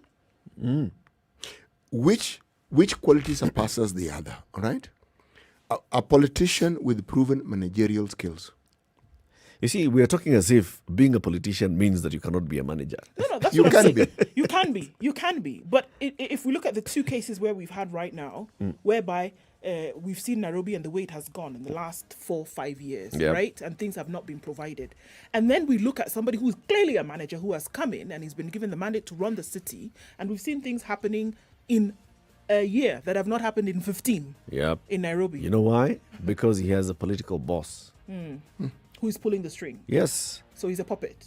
The president is the politician who's in charge of Nairobi. So you need somebody. Badi is just, the executive officer. Look, we have governors, we have MPs, who, by their action, clearly show that they can manage. Let me start with the governor of Kwale. Okay, he has shown very clearly that he has both administrative and managerial skills. He has shown. Yep. And recently, he has also shown that he has some good political skill. Precisely. And he does one thing that there's one thing he does which politicians don't usually do. He knows how to keep quiet. Unnecessary. Anyway, let's take a break at this point. 28 minutes to 10, we're asking you, who would you like to see as the next governor of Nairobi for 1 year? The next 1 year, who should run the affairs of Nairobi City County?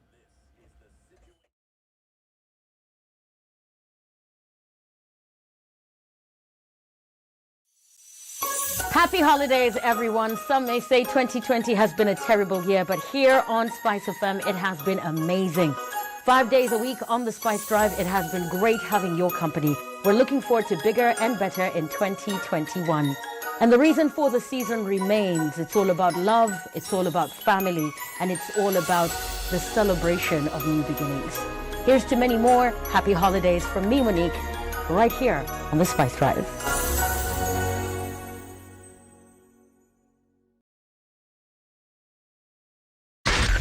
Spice FM, Nakuru. Okay, not too crazy right about now. Most of the traffic that we saw earlier in the day, that has opened up quite some. Jogger Road, however, some parts coming from Donholm, that is clogged up. It's moving very slowly. We don't have a bumper-to-bumper situation anymore. Mombasa Road also from the SGR, then going towards Cabanas, that's still a trouble spot leading out. But apart from that, everything else looks great, guys. Getting out this Monday morning without too much drama. That's the way to go about it. Some parts of industrial area, Lunga, for example, towards Donholm, that's a mess. It's moving very slowly, but it's moving. Okay, let's see what it looks like through the day. Let us know anytime you might be stuck or you find a great route. Let us know also. Spice FMKE on Twitter. 40127 on text.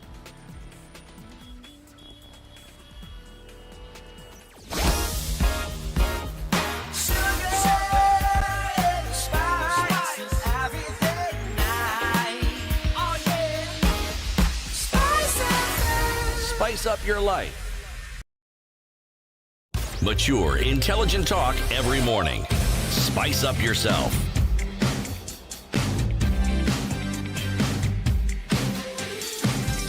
"26 to 10 o'clock. This is Kenya's biggest conversation. It's a situation room. So who else then becomes the next governor of Nairobi? Not in an acting capacity. In an acting capacity, we have Mr. Benson Mutura, who is going to be the acting governor of Nairobi. He's the Speaker of the County Assembly. And then there's going to be a by-election within 60 days. And we'll have a governor. This person who becomes governor will have a very strong and pole position in the next election because they'll be the incumbent. Let me ask something else. When you're acting, are there things you're not allowed to do? When you're acting, decisions you can't make. You can't fire the CECs. Only that? You can't fire the CECs. You can't appoint. There are very many things you can't do.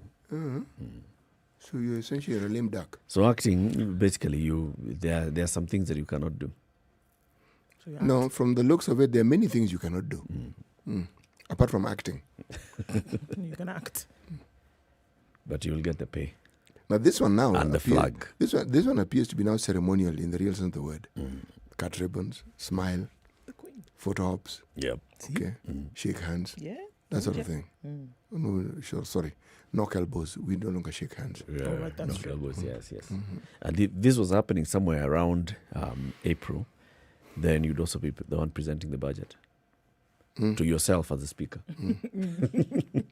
You as the acting governor. To me? You present to yourself as the speaker. And you go to the assembly and you present, you're reading, "Mr. Speaker, sir." Me. I myself. We. Okay. Yeah. The plan and strategic objectives of this budget are to provide service delivery to the people of Nairobi. Mr. Speaker, as you will recall, it's me. So what we're saying is, had the former speaker Beatrice Elachi retained her position, hanging a bit longer, and not written the letter she wrote to the president, she would be acting governor of Nairobi right now. She would. All things remaining constant, right? Apart from the letter. All things remaining constant. If she had stayed as speaker, she would be in this position. She'd be the one acting. Maybe her name should also appear among this, as one of the candidates for governor of Nairobi. Okay. Really? Why? She has run Nairobi. She's been there as a speaker. No, she understands. She didn't run Nairobi. She ran the county assembly. She understands the intrigues of the county assembly. Yes, she does. Right? As does this individual, now Mutura, who's being sworn in today, understands the intrigues of the county assembly. So, I mean, if that's what you're using as a prerequisite or one of the conditions, then why not? Indeed, why not? Indeed, why not? It'll be very interesting to see who the people pick. Well, look, it'll be very interesting to see who's put up their candidature and then those for whom candidature has been put up, who's been groomed and nicely oiled and brought out to the public for an option. It'll be very interesting to see who the people of Nairobi then choose. You know something? Yes. With this handshake brotherhood going on, the dynamics of the politics has also changed significantly. Sure. Okay. Some red-hot competition such as the one we saw. Msambweni. Yes. Well, what I would like to see is whether the deputy president would have a candidate to present or would put forward a candidate. But they've already said one of the somebody's... Bishop Margaret Wanjiru is started as being in the DP's camp. Huh?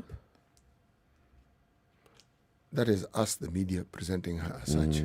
No, I would want to wait for more evidence. Okay, so an independent candidate. Thank you, sir. You've got it. An independent candidate. Another is what is his name? The newly elected MP of Bader. Yes, of Msambweni. So an independent candidate who comes out and just basically throws this whole thing in the spanner in the whole works and says, we must have an election. You see, the beauty of being an independent candidate, you can even just leave your party and just become independent. You owe your allegiance to yourself. Yes. Yeah. So, I want to see what dynamics are going to play out. Because the playing out of the dynamics also involves negotiations. So what are people negotiating for, and what are they going to agree on? And who will be seen and not seen? Yes, that's what I'm saying. It's a different political landscape. I think it would be unlikely for Ruto or the Tanga camp not to field a candidate for the by-election in Nairobi. Oh yeah, for sure. Because you think about the Nairobi gubernatorial by-election and what it presents in terms of the visibility of the campaign, in terms of positioning you in the pole position for the next election, in terms of even galvanizing the 4 million voters or residents of Nairobi towards your cause. This is big. How long do we have to do this? 60. So in 60 days, there will be an election. 60. In 60 days, there will be an election. So we're talking about February, beginning of March, essentially. Okay. It's not much time, eh? You see, all these things that the papers have actually touted and brought forth about the competition between Dr. William Ruto and the Honorable Raila Odinga and so forth, that is just child's play. If there was such a competition for the governorship of Nairobi, now that to me would be a clear litmus test. This would be big. Now this is a real litmus test. What's a Kibra by-election? Forget Kibra, forget Msambweni. Most people don't even know where Forget even Msambweni where is. we are saying now Ruto is going to Western region. For that, there's that MP's, where is it? Matungulu? Matungu. Baba, Matungulu is in Kambaland. Okay. So there's the Matungu by-election. And there's a seat in Kabuchai as well, right? Yes. So this is where Ruto is now taking his focus first. Then he'll come to Nairobi. Okay, so if we're going to dabble in the world of the ideal, just for a few minutes, right? So what you would actually want to have in a city where you're looking at, first, if you want to look regionally, the country is already placed on this pedestal as the one that leads the region, right? Whether it be economically and other things, right? You have your international hubs in Nairobi. Sure, you have some others scattered here and there. But you want the capital city to be run in a way that is going to continue to invite foreign presence and investment, is going to want to invite economically viable projects, is going to, have the capture of the world on it. That's what you want. Look at capital cities around the world that flourish. Look at capital cities around the world that are known for what they do, whether they be commercial capitals or administrative capitals. You want it to be managed in such a way that it's going to continue to flourish and it's going to raise the profile of the country, however way you want to look at it. You want it to flourish. So in my opinion, you then also want a leader who, yes, has his or her hand in the politics, but at the same time has professional and managerial expertise. You want that because you don't want your capital city sinking. You want the one that's going to dazzle. You want a metropolis, especially in this world, the day and age where we're in. You shouldn't be having things like, road-sized potholes in the middle of what would be roads and water doesn't run from certain taps. You don't want that because it eggs on development and it encourages, a vibrancy. So like I said, we're dabbling and residing in the ideal for some time. So if you're looking at competition on a global scale, you're looking at raising your profile regionally, you want a capital city that's going to be vibrant. And if you want that, then you want somebody who, even though is politically inclined, is also going to apply their expertise to make sure that they're bringing this they're bringing this city to buck, and that they're making sure that it's doing what it can do to contribute. That's what you want. And being prescriptive, that is actually what you want. Shirag Mwai says, Nairobi needs someone who understands the political environment and the business environment. That's leadership. That's what you can lead. Okay, that's what can lead Nairobi to be a hub. That's interesting that he said that. But I said, that's what you actually want. And we have examples around the world. Name them, and then look at the individuals who have sat at the helm of those particular cities over time, and you'll see. Because that's what you The need. voter, you essentially want the voter to have expectations that mirror the ideal one you've just mentioned, isn't it? What sort of person appeals to the voter? Start with the person whom their party has chosen or has selected. We said we're dealing in the ideal now. So the person who appeals to the voter is the person that has been brought to them.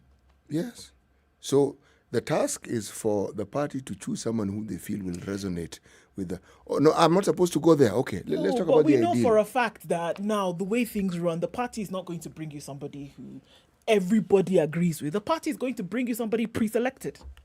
Yes, I thought that was the whole point. No, we don't want that one. That's what I'm saying. It has to be. And you're saying that the voter will have to agree with that. The voter then he agrees with So the why person does the that has voter been choose pre-selected. So why bother? an independent candidate? Yeah.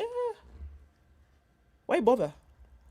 You see, the voter, since it has happened more than once, it means that in that particular individual is an individual who resonates with the voter. It's quite simple. It's prescribed. It's like the voter just chooses from what has been brought to them. It's like a buffet. You go to a restaurant, there's a buffet that's there.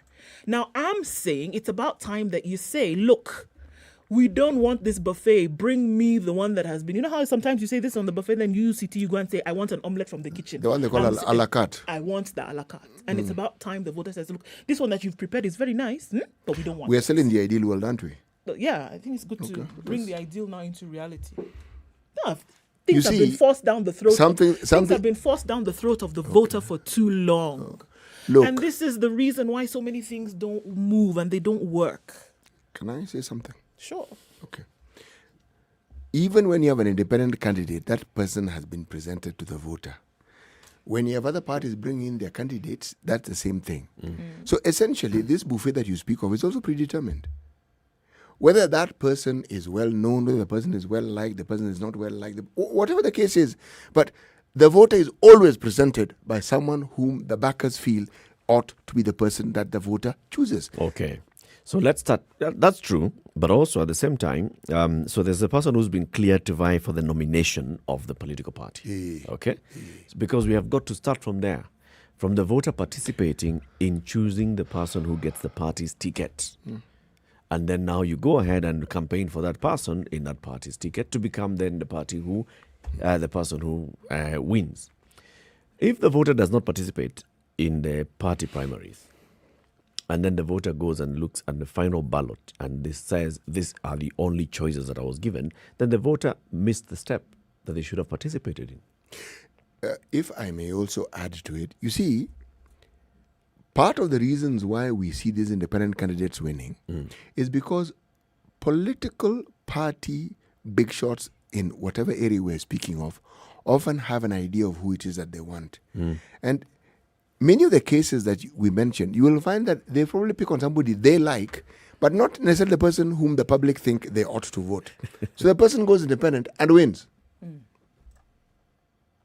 So essentially, it's like the party officials in that area, whoever it is makes those decisions, pit their choice against the choice of the people, and the people win.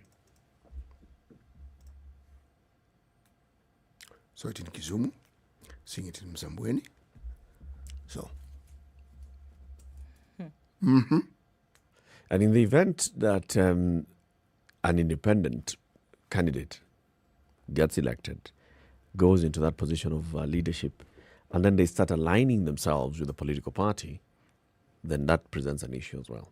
Yes, it does. Like we are seeing currently happening in the issue of Kirinyaga. The Kirinyaga senator is an independent senator, but there have been complaints that have been raised that the Kirinyaga senator is behaving like a Jubilee senator. What are the attributes? And there's some You must voters. Ask yourself, what are the attributes of a Jubilee senator? Well, he is voting with Jubilee. He's Got attending Jubilee meetings. A meeting Which that has means been he called was for he was Jubilee he, members. he was essentially Jubilee. Yeah, a meeting that has been called for Jubilee members, and you're attending it. But Why? remember, In State House. he wasn't chosen by the party to represent them. Yep. But he was essentially Jubilee. And people liked him. So, now, it plays out all the time. You can be as independent as you like, but that independence as you like ends with the party you stand. So Raila was right when he said our man won. Yeah. Huh? Speaking. So Badar goes to the National Assembly, he'll have to look for John Badi. No, they're probably even chatting now. With John Badi. Yes. When you saying- come here, this is how you're going to vote. Yes, and when you talk about, remember, immediately after that, there was talk of this huge reorganization that's going to take place in. Sometimes the national headquarters rely on the locals to give them a choice. On the local headquarters. And there's always some power play. By the time you're hearing statements like, Kwale is not a sub-county of Mombasa County, what do you think you're actually hearing? Yeah. What do you think you're hearing? Get out, leave us alone. What you're hearing is that stop telling us what to do and stop telling us who to vote for. So essentially, what you're seeing is the people telling you, okay, that's what you want. Okay, let us tell you what we are going to do. This is what we're going to do. Wacha tukuonyeshe. Yes, this is what we're going to do. This is what we want to do. Spice FM KE on Facebook and Twitter and Instagram as well. We are discussing the upcoming by-election in Nairobi City County. Candidates for governor, who is it that should be the next governor of Nairobi? What quality should they have? That's what we are asking ourselves. I mean, what is it that they ought to have that will be different from the two governors that have been there in Nairobi before? Or maybe not necessarily different. Maybe either of them could vie. And one of the two, Dr. Kidero or Sonko, could vie and get re-elected. 10 minutes to 10.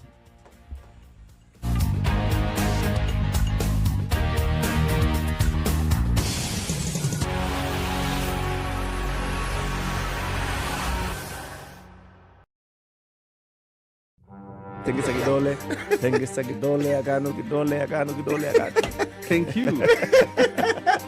The political class, the contestants, everybody is trying to outsteal the other. Remorse is not taught in any school. Manners is something you get from your mother. You don't get it from your political party. Why are we so unfocused as a country? Why are we spending money and resources? Yet we have real challenges in this country. This coronavirus pandemic should teach us one thing, that universal healthcare is critical. Because at this point, whether you have a medical card that covers you, it doesn't matter. It doesn't matter. This is the Situation Room, the only way to start your day.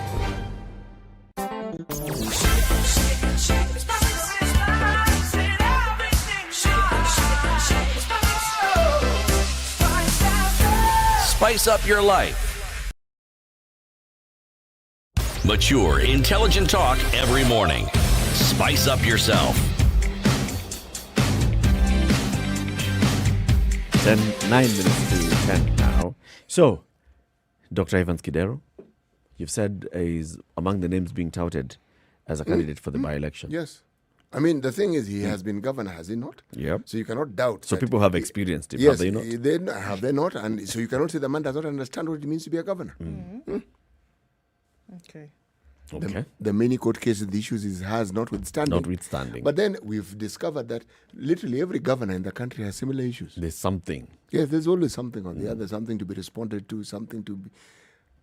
And then, since we're talking about Dr. Kidero, we might as well talk about, I was about to say Dr. Sonko, then I realized, Governor Sonko. Okay? What stops him from vying? And while we're at it, why doesn't Dr. Miguna also vie? So we're just bringing back the 2017 candidates. Well, you can add others all if you over wish. again, right? So, but these are the usual suspects when it comes to this particular case. These are the people who vied before we've heard them speak. How about Jim Nambaru then? Oh, good Lord. Does he stand another chance now? For? Governor of Nairobi. Governor of Nairobi.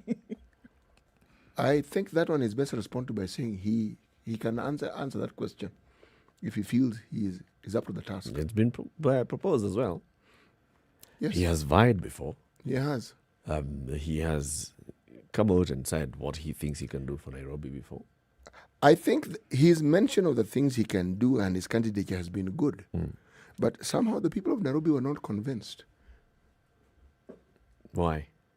If I'm to, Because if they I'm didn't to, vote for him. if I'm no, some voted. If I'm to go by the votes that he has In the managed to majority. garner, you get the impression that with that sort of voter turnout, maybe you ought to have vied for another position other than governor. Other than governor. Yes. So what would be the reasons why the people of Nairobi did not feel the vibe?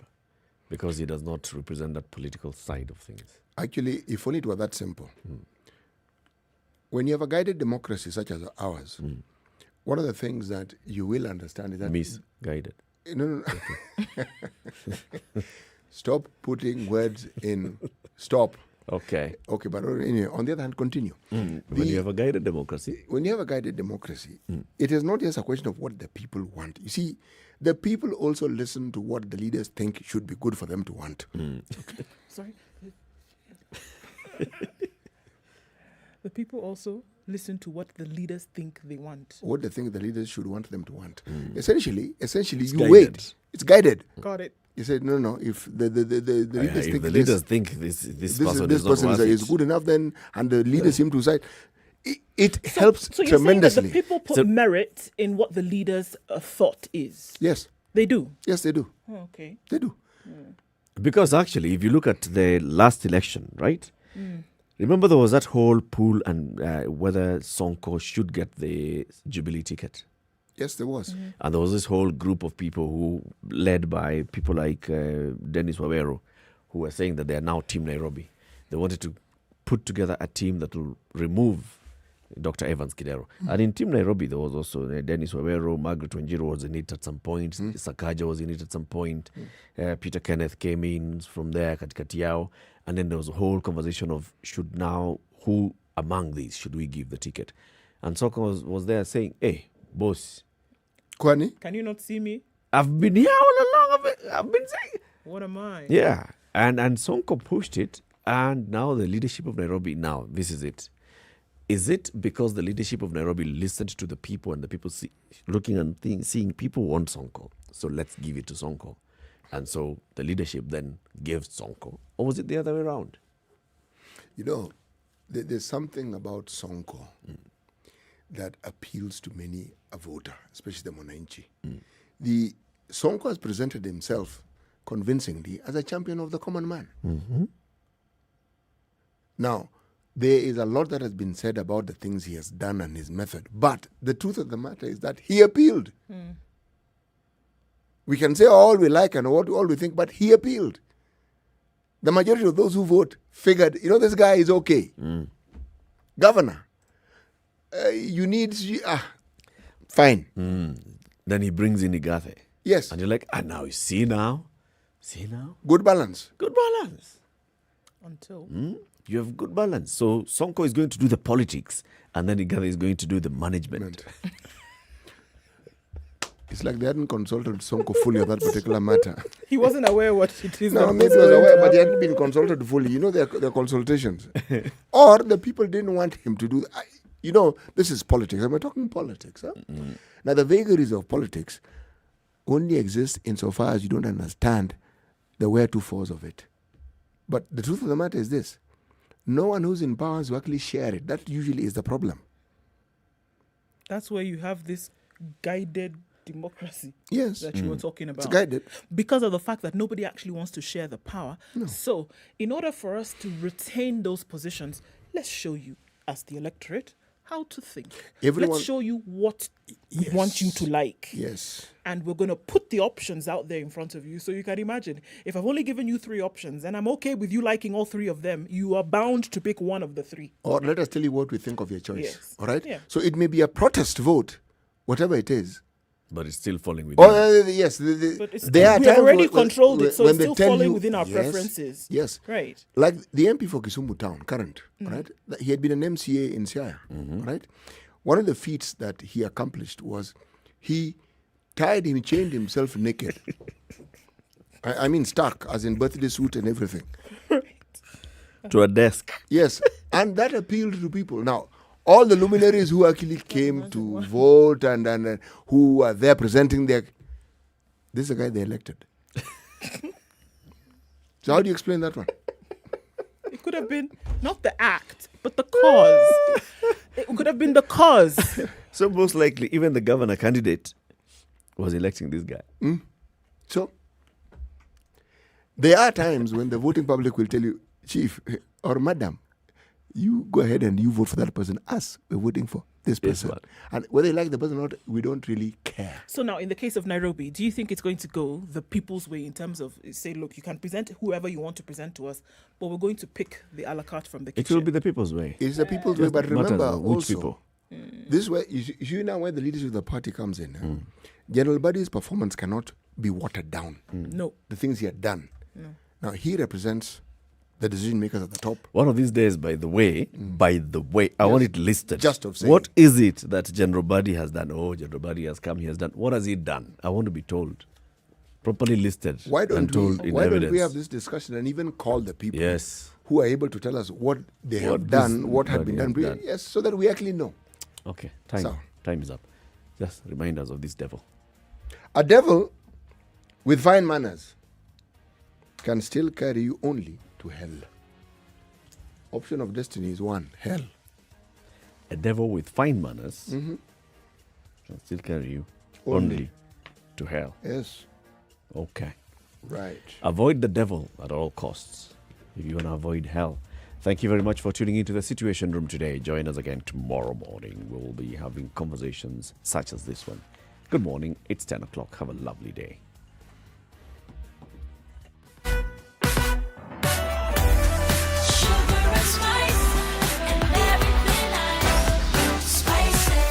Spice up your life